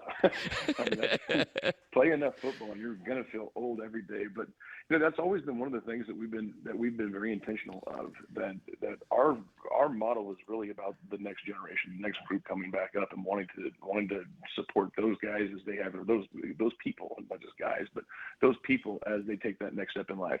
So when you really look at the people we're partnered up with, but from the official standpoint, and formerly Bob Taylor was our commissioner of officials, and he did a great job of moving officials up. And some of the things that have happened is that as those officials have moved up, and others have kind of come back now, and now you're starting to see some of those guys that have been at a major four-year college, whether they're in the Pac-12, the old Pac-12, I guess now, or The Big 12, they're now coming back and still officiating, but looking to help grow the next generation of official. When you look at our partnership with you and continuing to want to develop that rapport and that relationship, your passion is our passion. You're all about taking that next journalist, broadcast student that wants to take that next step in their career and working with them and mentoring them so that they can then have as I refer to it, I tell our football players all the time, your film is your resume. So that they have the work your students do. This becomes their resume to take that next step in their life. So we're big on wanting to partner with people that are really about empowering the next group, not necessarily the next generation, because obviously our officials are a little bit older than our kids coming right out of high school. But for us, it's about the next group that's going to take our place. I mean, we think that leadership is really best defined whenever you see the kind of leader somebody is, not when they leave, but not because the program goes downhill where it takes a step backwards, but because it continues to grow and be on a positive trajectory. So that's what we're really trying to do. We want to see that anywhere we can have that touch our league, we're through the league, then we want to bring people in like that. They're like-minded, that understand that it's really about that next group and giving them that next opportunity. Well, it's been a journey, and it continues on, and we are so excited to kick off coverage tonight of the HJCAC, the Hohokam Junior College Athletic Conference, with the Papago Pumas hosting Arizona Christian out at Campo Verde High School, 7 p.m. We're going to be on the call, but come on out, guys. It is some good football, some great football, and Commissioner, Executive Director, the head honcho of the league, his name is Doug Medoski, and, of course, Stephen Weiss, you work with hand in hand, and Steve has been a great partner as well. Coach, thanks so much. Looking forward. More to come, guys. There's going to be a coaches show that's going to start on Monday nights, starting the week after next as well. So, Coach, thanks for the opportunity. We'll see you tonight.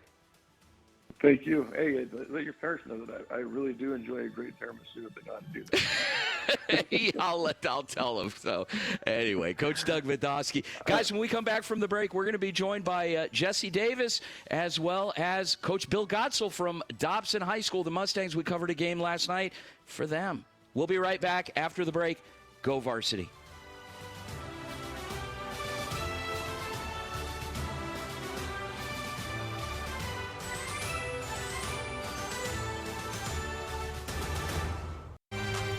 Catch the Doug Gottlieb Show weekdays from 1 to 3 p.m. right here on KDUS AM 1060 and online at KDUS1060.com.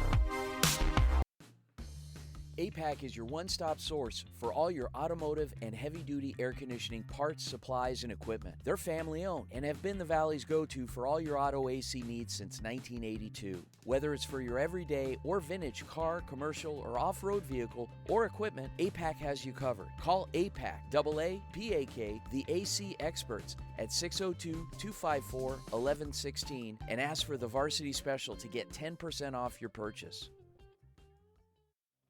The Varsity Sports Show is proud to once again be the official broadcast team of the Hohokam Junior College Athletic Conference.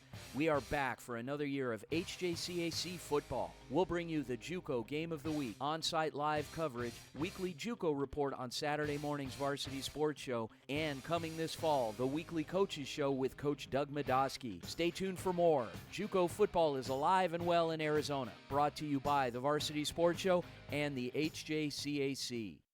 Hi, my name is Sarah.Singh, and I'm currently a rising junior at Arizona State University, more specifically the Walter Cronkite School of Journalism and Mass Communications. I'm so excited to be joining the Varsity Sports Show team this fall as a technical director intern, and I can't wait to see what we all achieve as a team. The Thursday night high school flag football game of the week is back. 8 weeks of coverage beginning Thursday, September 19th. Every game begins at 6 p.m. Join the varsity team as we travel the Valley featuring your favorite teams, including Saturday morning radio segments. The Thursday night flag football game of the week is back on the Varsity Sports Show. You are listening to the Varsity Sports Show. The Varsity Sports Show. Thursday night flag football game of the week. Flag football game of the week. Every Monday night, check out Ray Adams as he hosts the Monday Night Golf and Lifestyle Show from 6 to 7 p.m. here on KDUS AM 1060.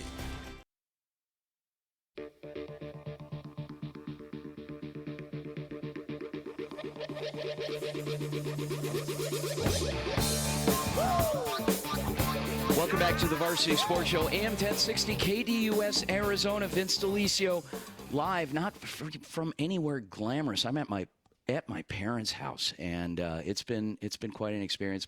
My mom has given me the eagle eye from the couch and asking me to kind of be quiet because she's trying to watch. Well, she had the TV on. I think she just turned it off. Ma, how are you doing over there? You okay? I'm doing very good. I'm very proud of you. Okay. I'm happy that you have the show over here. Okay, good. The show of life. I'm happy. Okay, thanks, Ma.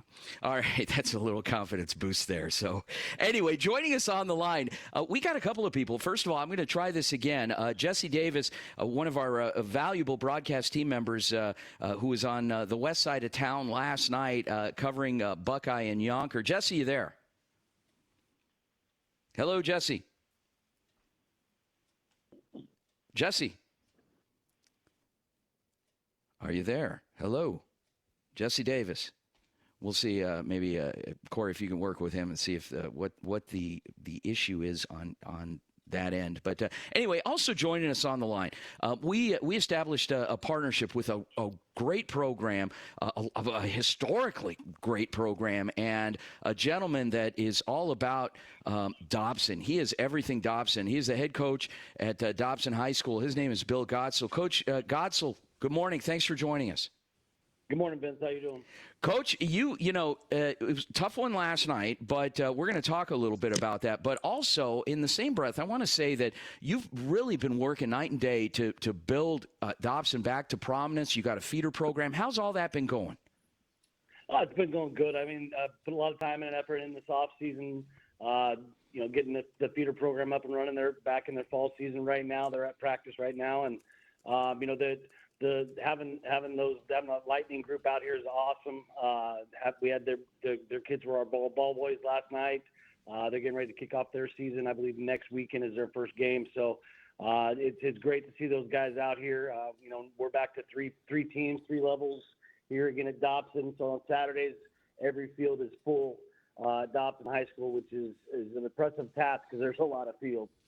Yeah, I'll say. I mean, my God, I've told you this story. I went to a camp when I was probably a junior, senior in high school. It was in the spring, and the U of A, Coach Dick Tomey and staff, they were running a camp. Back then, the college coaches could come out, they could evaluate kids, take them through drills, and it was their camp. And I remember seeing Coach Mike Clark and meeting him for the first time when I was a senior in high school, and he was kind of an imposing figure to me back then because I put all those East Valley coaches kind of in the same bucket in that, you know, they had just won the state championship the year before, and he was, you know, he kind of had a little bit of a southern drawl from what I remember, and you know, you had Parker, you had Kiefer, you had, you know, Mike Clark, you had others, and he was just one of those guys, nice guy, soft spoken, but ran that camp, and I remember the bleachers in the stadium were just massive. So you've been doing a lot of great things there. Take us through last night. You had a running back that had quite a special game. Yeah, so Javion's had to really step up. He's had 2 great weeks back-to-back. He had, I believe, a 60-yarder last weekend. Then yesterday he had a 91-yard touchdown. You know, our starting quarterback got hurt in the scrimmage. And then our backup quarterback who played last week had bronchitis. And so we had to, on last notice, throw a wide receiver back there to run the offense for us. So we told Javion, hey, we're gonna rely heavy on you, and you know, he rose to the challenge. Tip the hat to Camelback for making some adjustments to take away that inside run game. You know, it was a hard-fought game, and you know, it's very hard to win a game at the 5A level when you're one-dimensional.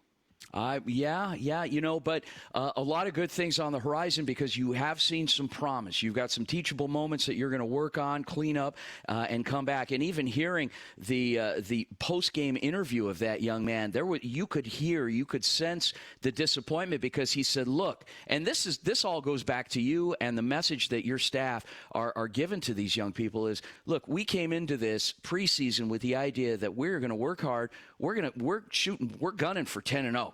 We're gunning for 10-0, and we stumbled tonight, but we're going to come back and we're going to be better and stronger. And that was the message that he gave us. So I can just imagine the you know, what you have in terms of some of the others coming up. But how does that make you feel when you hear that?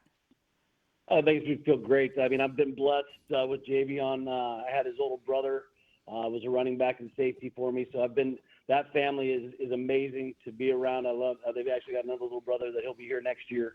So Javion's grown up around me, and to see that kid evolve into what he's become and the special young man that he is, it warms my heart to see all the positives that's coming his way. Coach, we are so excited to feature the Dobson Mustangs this season. We're going to have 3 opportunities to do it, including last night was the first one. We're coming back in a couple weeks. You guys are playing crosstown rival Westwood, and then on October 18th, you've got Skyline. So all 3 are great matchups, great games, and looking forward to seeing and hearing more from the Dobson Mustangs. Coach Bill Godsell, head coach, Dobson High School, the Mustangs. Coach, thanks again. Have a great weekend, and we'll circle back soon. All right, thanks, Vince. Have a great one. All right, Corey, take it away.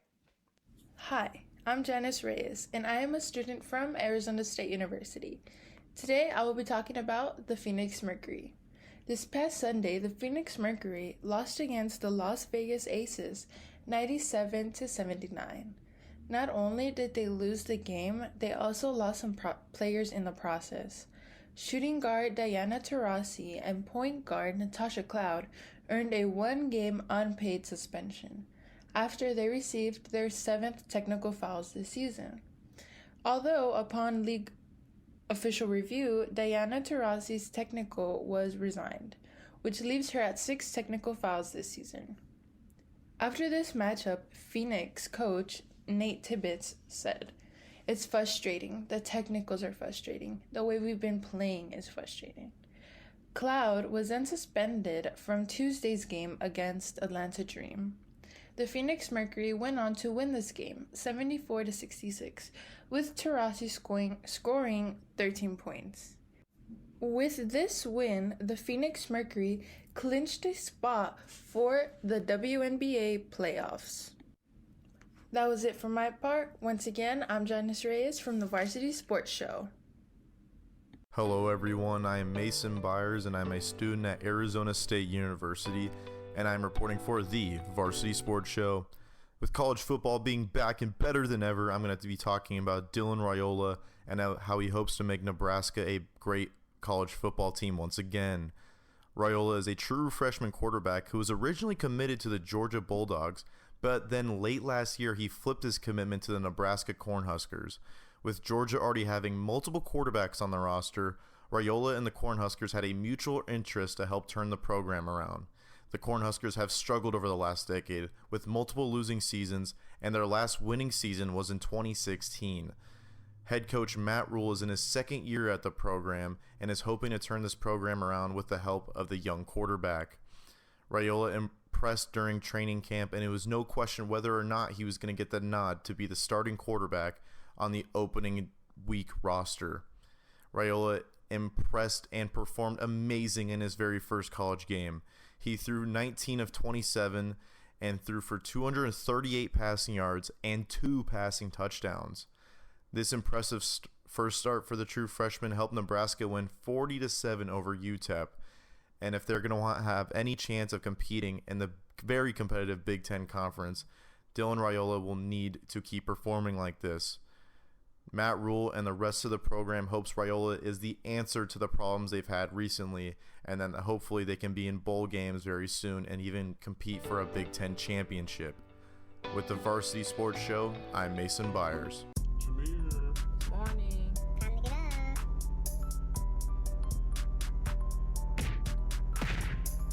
Hi, this is Jameer Johnson reporting from. We will report on the Grand Canyon University men's soccer team. For the 2nd game of the year after a win to start the season off against the Western Illinois Leathernecks, the Grand Canyon University Lopes men's soccer team beat Duke University 3-2 in the non-conference regular season game. In this match with the Lopes versus the Blue Devils, there was light rain to start off the game. The Grand Canyon Lopes were the first to score. Then the Lopes scored again, giving them a 2-0 lead with back-to-back scores from Grand Canyon Lopes Jr. Bright Nutornucci. Nutornucci this season already has 4 goals, with almost the total amount of goals he scored last season with 9 goals scored. Later in the game, Duke scored twice, making it a tie game. However, the Lopes were able to get another one in the net while holding off the Blue Devils offense to keep Grand Canyon Lopes score 3-2. GCU's head coach said he was pleased with the organization in the first half, and he was impressed with the players on the team's ability to work, fight, scratch, and claw. GCU also made every shot worth it while they shot the ball 5 times and made 3 of them, opposed to the Duke Blue Devils, who took 18 shots in the game. This has been Jameer Johnson from Indianapolis with the Varsity Sports Show News, and until next time, I'll see ya.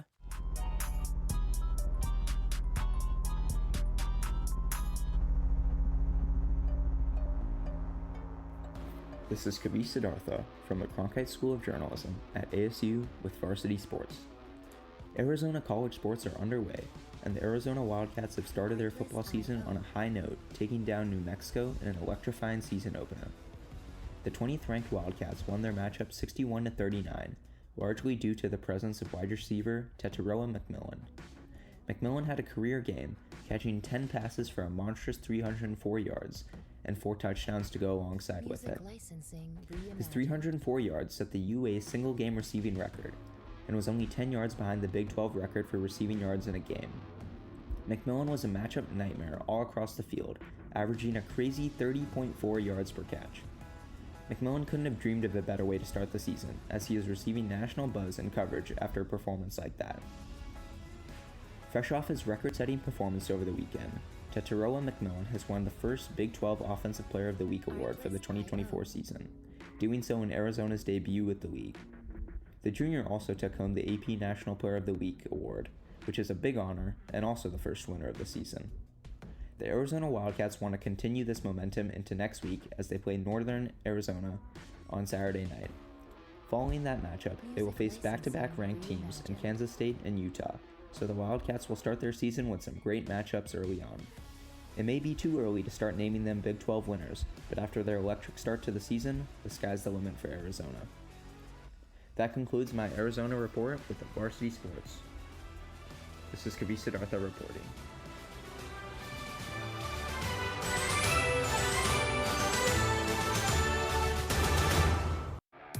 Check out KDUS AM1060 on 100.7 KSLX HD2. That's right, HD radio on 100.7 channel number 2. APAC is your one-stop source for all your automotive and heavy-duty air conditioning parts, supplies, and equipment. They're family-owned and have been the Valley's go-to for all your auto AC needs since 1982. Whether it's for your everyday or vintage car, commercial, or off-road vehicle or equipment, APAC has you covered. Call APAC, AAPAK, the AC experts at 602-254-1116 and ask for the Varsity Special to get 10% off your purchase. The Varsity Sports Show is proud to once again be the official broadcast team of the Hohokam Junior College Athletic Conference. We are back for another year of HJCAC football. We'll bring you the JUCO Game of the Week, on-site live coverage, weekly JUCO report on Saturday morning's Varsity Sports Show, and coming this fall, the weekly Coaches Show with Coach Doug Medoski. Stay tuned for more. JUCO football is alive and well in Arizona. Brought to you by the Varsity Sports Show and the HJCAC.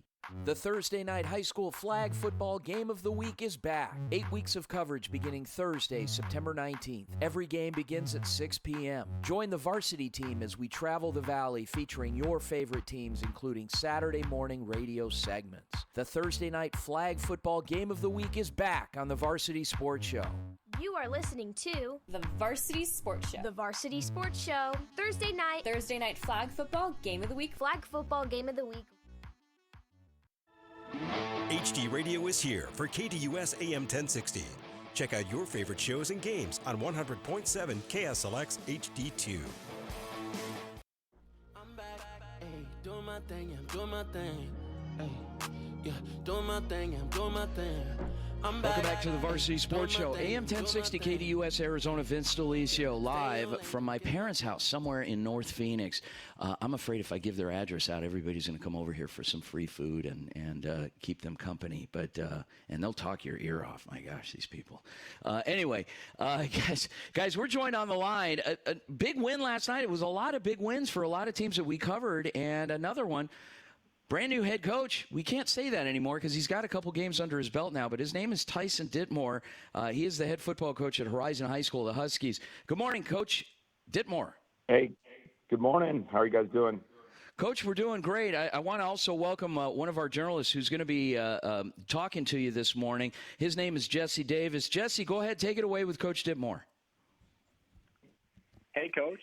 How's it going? Hey, doing good. Good to hear. So you're coming off of a huge 52-0 win last night. How do you think you guys were able to find so much success?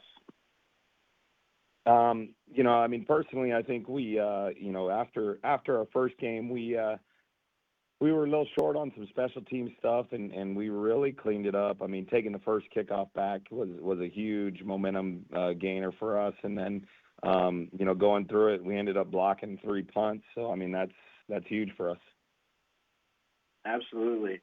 And looking at your guys' run game, 165 yards, including 75 of those coming from junior running back Bodie Zamorano. How can you speak about his play?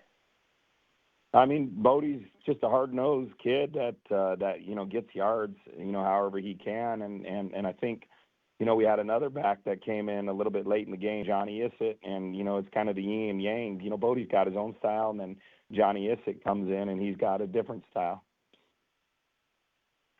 For sure. And then how are you guys able to replicate this performance heading into next week's matchup at home against the Cougars? Well, I mean, we would love to replicate it, but, Kellis is a good team. They're 2-0. Coach Kulos has done an awesome job over there. They're going to come in. They're going to come hungry. We just got to focus on the process and get better every day next week. Awesome. All right. That's all the questions I have. Thanks again to Coach Dittmore from Horizon High School. Thanks again, Coach. Yeah, thank you. Great, take it away. Hello, I'm Adrian Carmona from the University of Florida for the Varsity Sports Show. Marvin Harrison Jr., the son of Hall of Famer and former Colts receiver Marvin Harrison, is one of the most hyped rookie receivers we have seen. But how will the former Ohio State Buckeye fare in his first season in the NFL? The Arizona Cardinals selected Harrison with the 4th overall pick in the 2024 draft, as he was the first non-quarterback taken. He was a 2-time All-American with the Buckeyes and won the Fred Biletnikoff Award in 2023. The Cardinals selected Harrison Jr. with the hopes of pairing an elite outside weapon for quarterback Kyler Murray. Harrison Jr. is projected to be not only one of the top receivers in his class, but in the entire NFL when he hits his prime. His coaches and teammates have already noted his impressive play and work ethic. Head coach Jonathan Gannon stated during training camp that Harrison has met and exceeded his expectations thus far. Teammate and receiver Michael Wilson also had high praise for the rookie, highlighting his desire to learn and his desire to get better every day. Arizona's leading receiver last season, Marquise Brown, who totaled 574 yards with the team, left to join the defending Super Bowl champion Kansas City Chiefs this offseason. Now, with a new number 1 target and a full offseason building chemistry with Murray, Harrison is primed for a very productive rookie season, and the Cardinals should see a massive improvement in their passing offense, which was among one of the league's worst last season. From the Varsity Sports Show, I'm Adrian Carmona. I'm Dowie Geber-Merriam from Arizona State University for the Varsity Sports Show. University of Arizona football is off to a great start this season after a dominant 61-39 win in their home opener against New Mexico. The Wildcats offense dazzled in Week 1, recording over 600 yards of offense and scoring 8 total touchdowns. Yet the player of the game for Arizona was undoubtedly star receiver Tataroa McMillan. The junior wideout set the school record with 304 yards receiving and tied another with 4 touchdown catches. This performance by McMillan earned him to be named the AP National Player of the Week, as it was the first 300-yard receiving game in the FBS since the 2022 Rose Bowl. 20th-ranked Wildcats football team will look to continue their winning ways this Saturday against the NAU Lumberjacks. The Wildcats hold a 16-2 all-time record against NAU and are 28-point favorites against the Lumberjacks this week. Look out for McMillan to have another monster game and potentially set some more records for the Wildcats offense. For the Varsity Sports Show, I am Dowie Giver-Mary.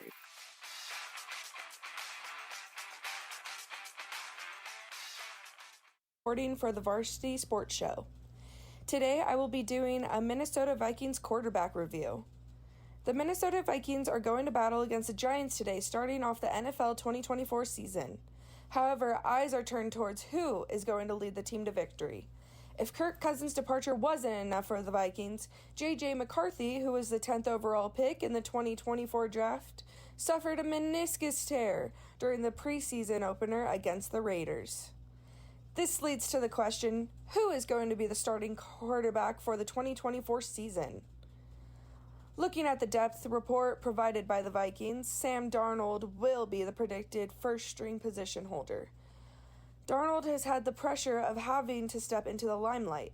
As a 20-year-old rookie in 2018, he was expected to help find the Jets some relief. A hard 4-12 season is what Darnold was welcomed to New York with. He is excited for the chance of redemption as a Viking during his NFL career.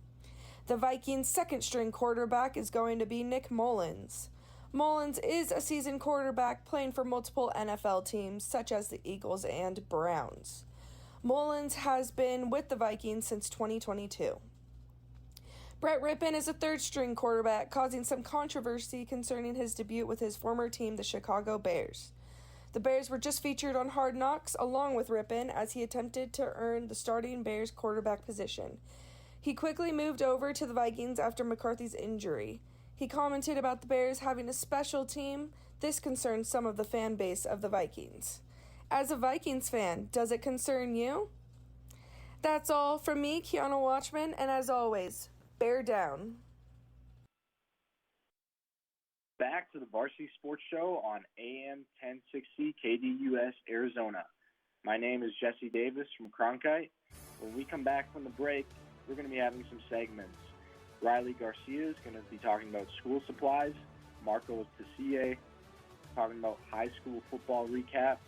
Griffin Engelberg giving us Arizona Diamondback news. Tomasa Perez from Notre Dame Prep Girls basketball. And Samuel Lanier, ASU football preview. Nick Furman, ASU football.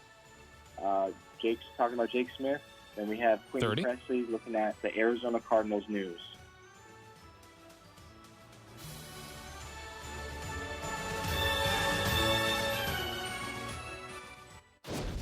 Ready to bring KDUS AM1060 into your home with Alexa? Hi, I'm Alexa. Download the KDUS AM1060 skill and enable. Then say, Alexa, open KDUS AM1060. This is where I start my day. The Varsity Sports Show live with Vince D'Alicio every Saturday morning from 9 to 11 a.m. Features all the local youth, high school, college sports, and more, both around the Valley and beyond.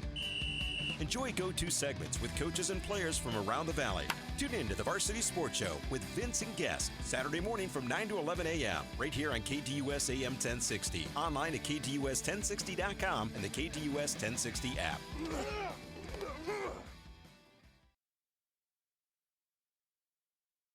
AM 1060, try KDUS1060.com, at KDUS AM 1060 on Twitter, and Facebook.com/KDUS AM 1060.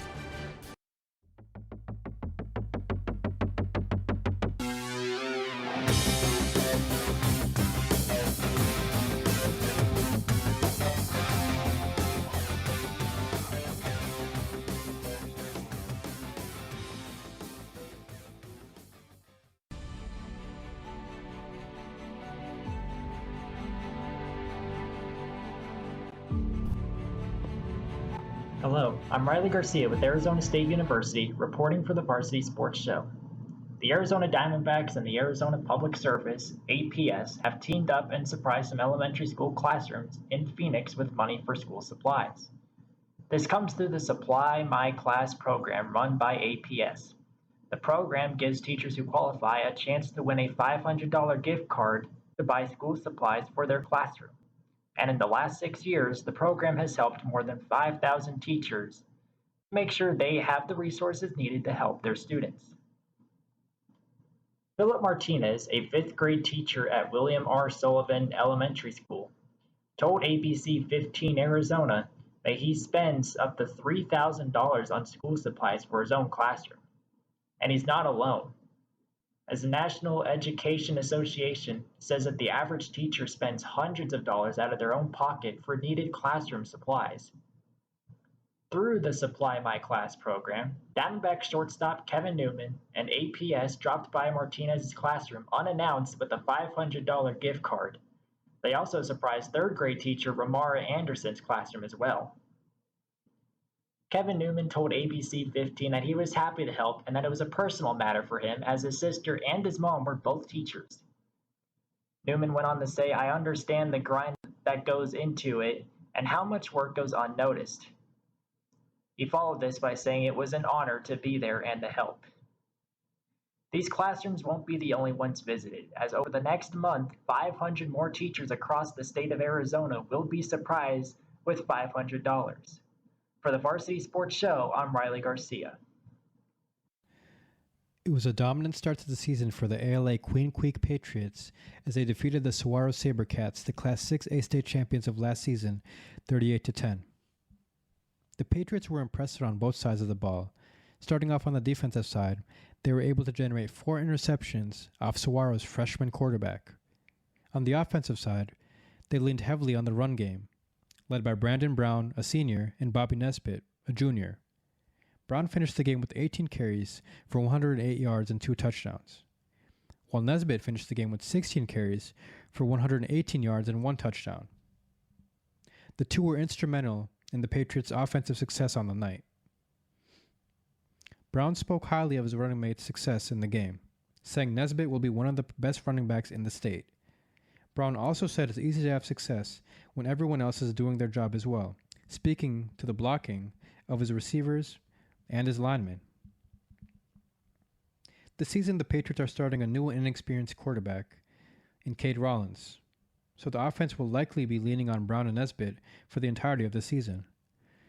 But this is a team that can also lean on Rollins as well. Despite his inexperience, he threw 2 touchdowns on the night. He showed poise and leadership when relied upon in the game, and that's surely a promising sign for the Patriots head coach Rich Edwards. Speaking of Edwards, he said the next step this season is to advance in the playoffs after the Patriots have been to 3 straight open division playoffs. With the success of the defense and the prowess of the running backs, it's surely a possibility that the Patriots are able to make progress in strides this season. Tsegaye. I'm Griffin Engelberg from the University of Arizona, reporting for the Varsity Sports Show. A couple weeks ago, I covered the D-backs signing Luis Guillorme to a major league deal after an unfortunate injury of the National League MVP candidate Ketel Marte.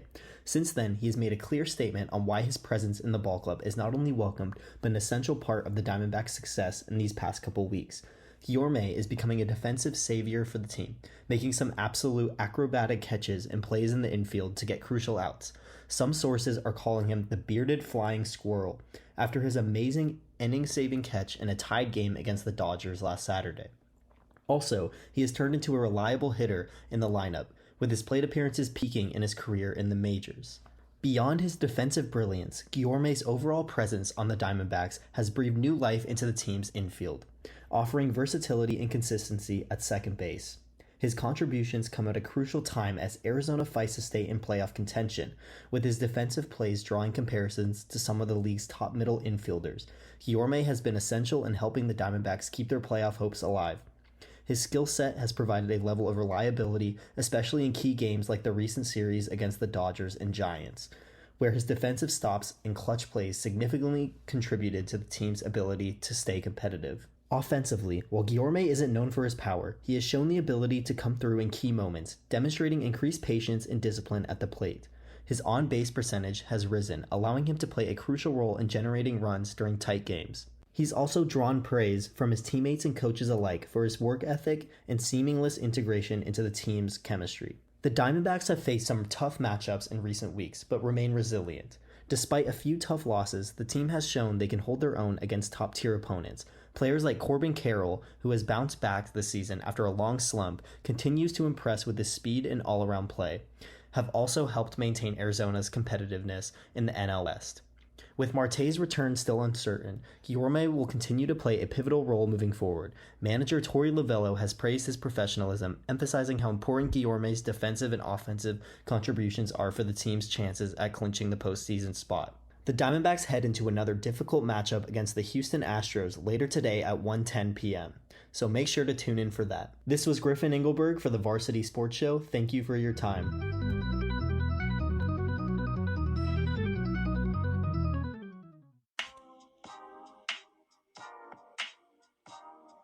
Hello, I'm Tomas Perez from the Arizona State University reporting for the Varsity Sports Show. Who is ready for the upcoming basketball season? I know I am. The Notre Dame Prep girls basketball team began strong during the current offseason.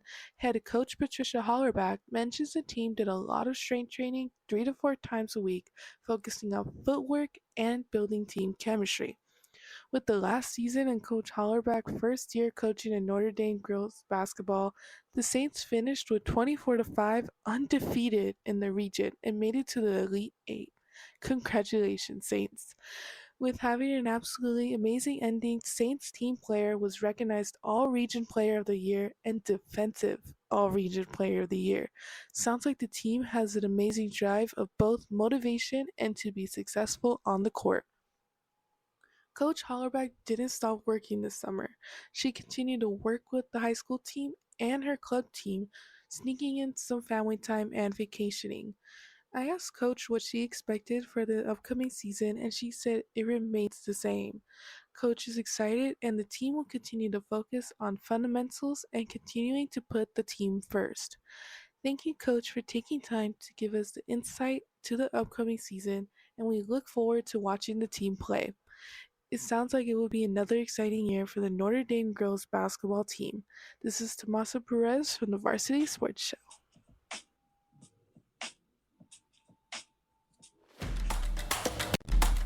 The Arizona State Sun Devils welcome the Mississippi State Bulldogs for a Big 12 SEC clash. The Sun Devils, led by second-year head coach Kenny Dillingham, are seeking their first SEC win in program history. After a massive 48-7 win over Wyoming, Arizona State looks to keep the momentum going. Starting quarterback Sam Leavitt silenced all doubts as he put on a show, throwing for 258 yards and 2 touchdowns. This will be Leavitt's biggest start of his young career. The Bulldogs will try to stop all the excitement in Tempe, as they are also coming off a massive victory, beating Eastern Kentucky 56-7.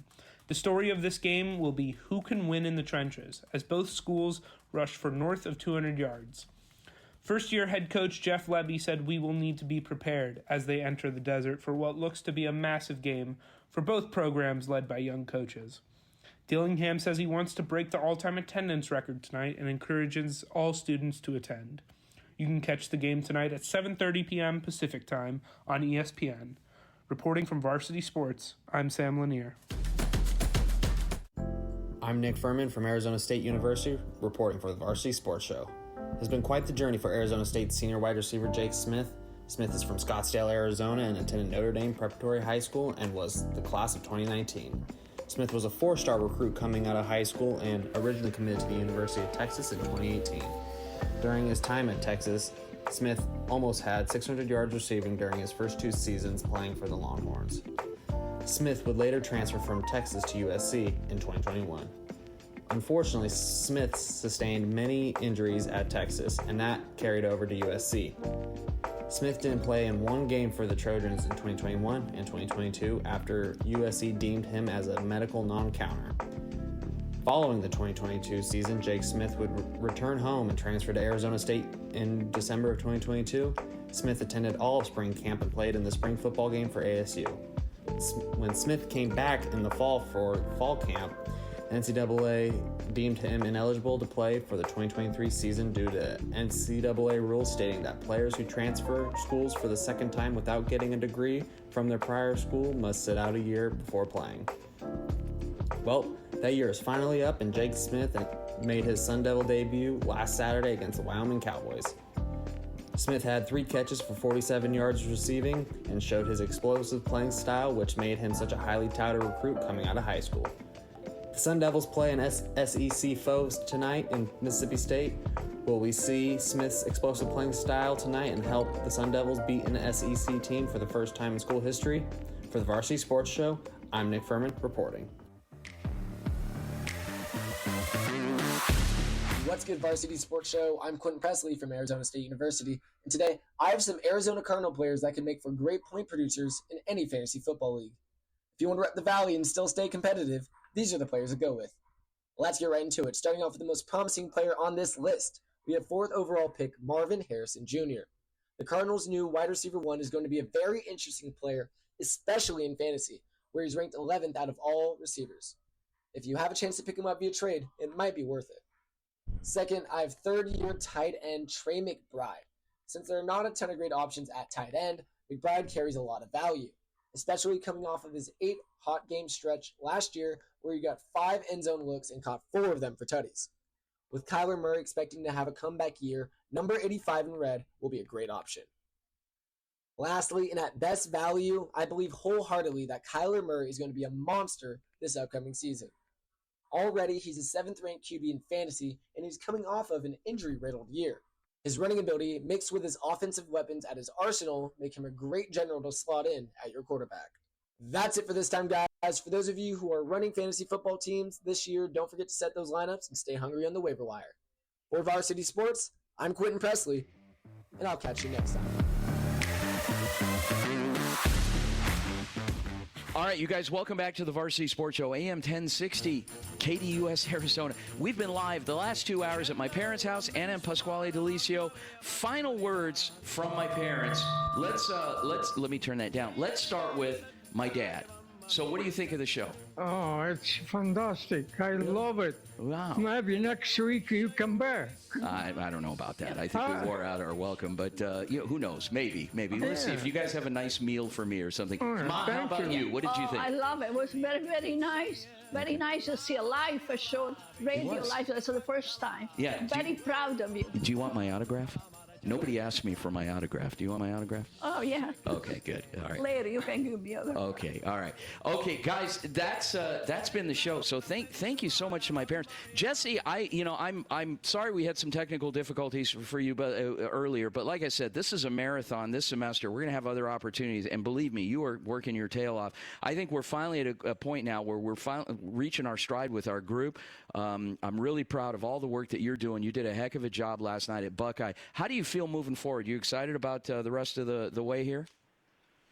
I'm super pumped. Just really excited for all the opportunities and just looking forward to meeting new people and building those connections. So I'm really pumped for the rest of the year. Awesome. We are excited for you. We've got a lot of things. We're not just a high school show. We cover youth sports. We cover college sports. We cover a lot of things. And, Jesse, I am going to turn it over to you. Guys, thanks again for tuning in. Jesse Davis, take it away. Thank you to our team of broadcasters across the country. Today's amazing live guests, Brophy prep coach Jason Jewell, Saguaro coach Darius Kelly, Horizon coach Tyson Didmore, Dobson coach Bill Gottsill. Thanks to Vince's parents, Pascal and Anna Delicio. Check us out on X at Varsity Show, as well as Instagram, Facebook, and TikTok. Thanks to our producer, Corey Walsh. And join us back here next Saturday at 9 a.m. on AM1060 KDUS, Arizona. On behalf of our co-host, Adrian Carmona from the University of Florida, and Vince Delicio, I'm Jesse Davis from ASU. You are listening to the Varsity Sports Show. Go Varsity. Corey.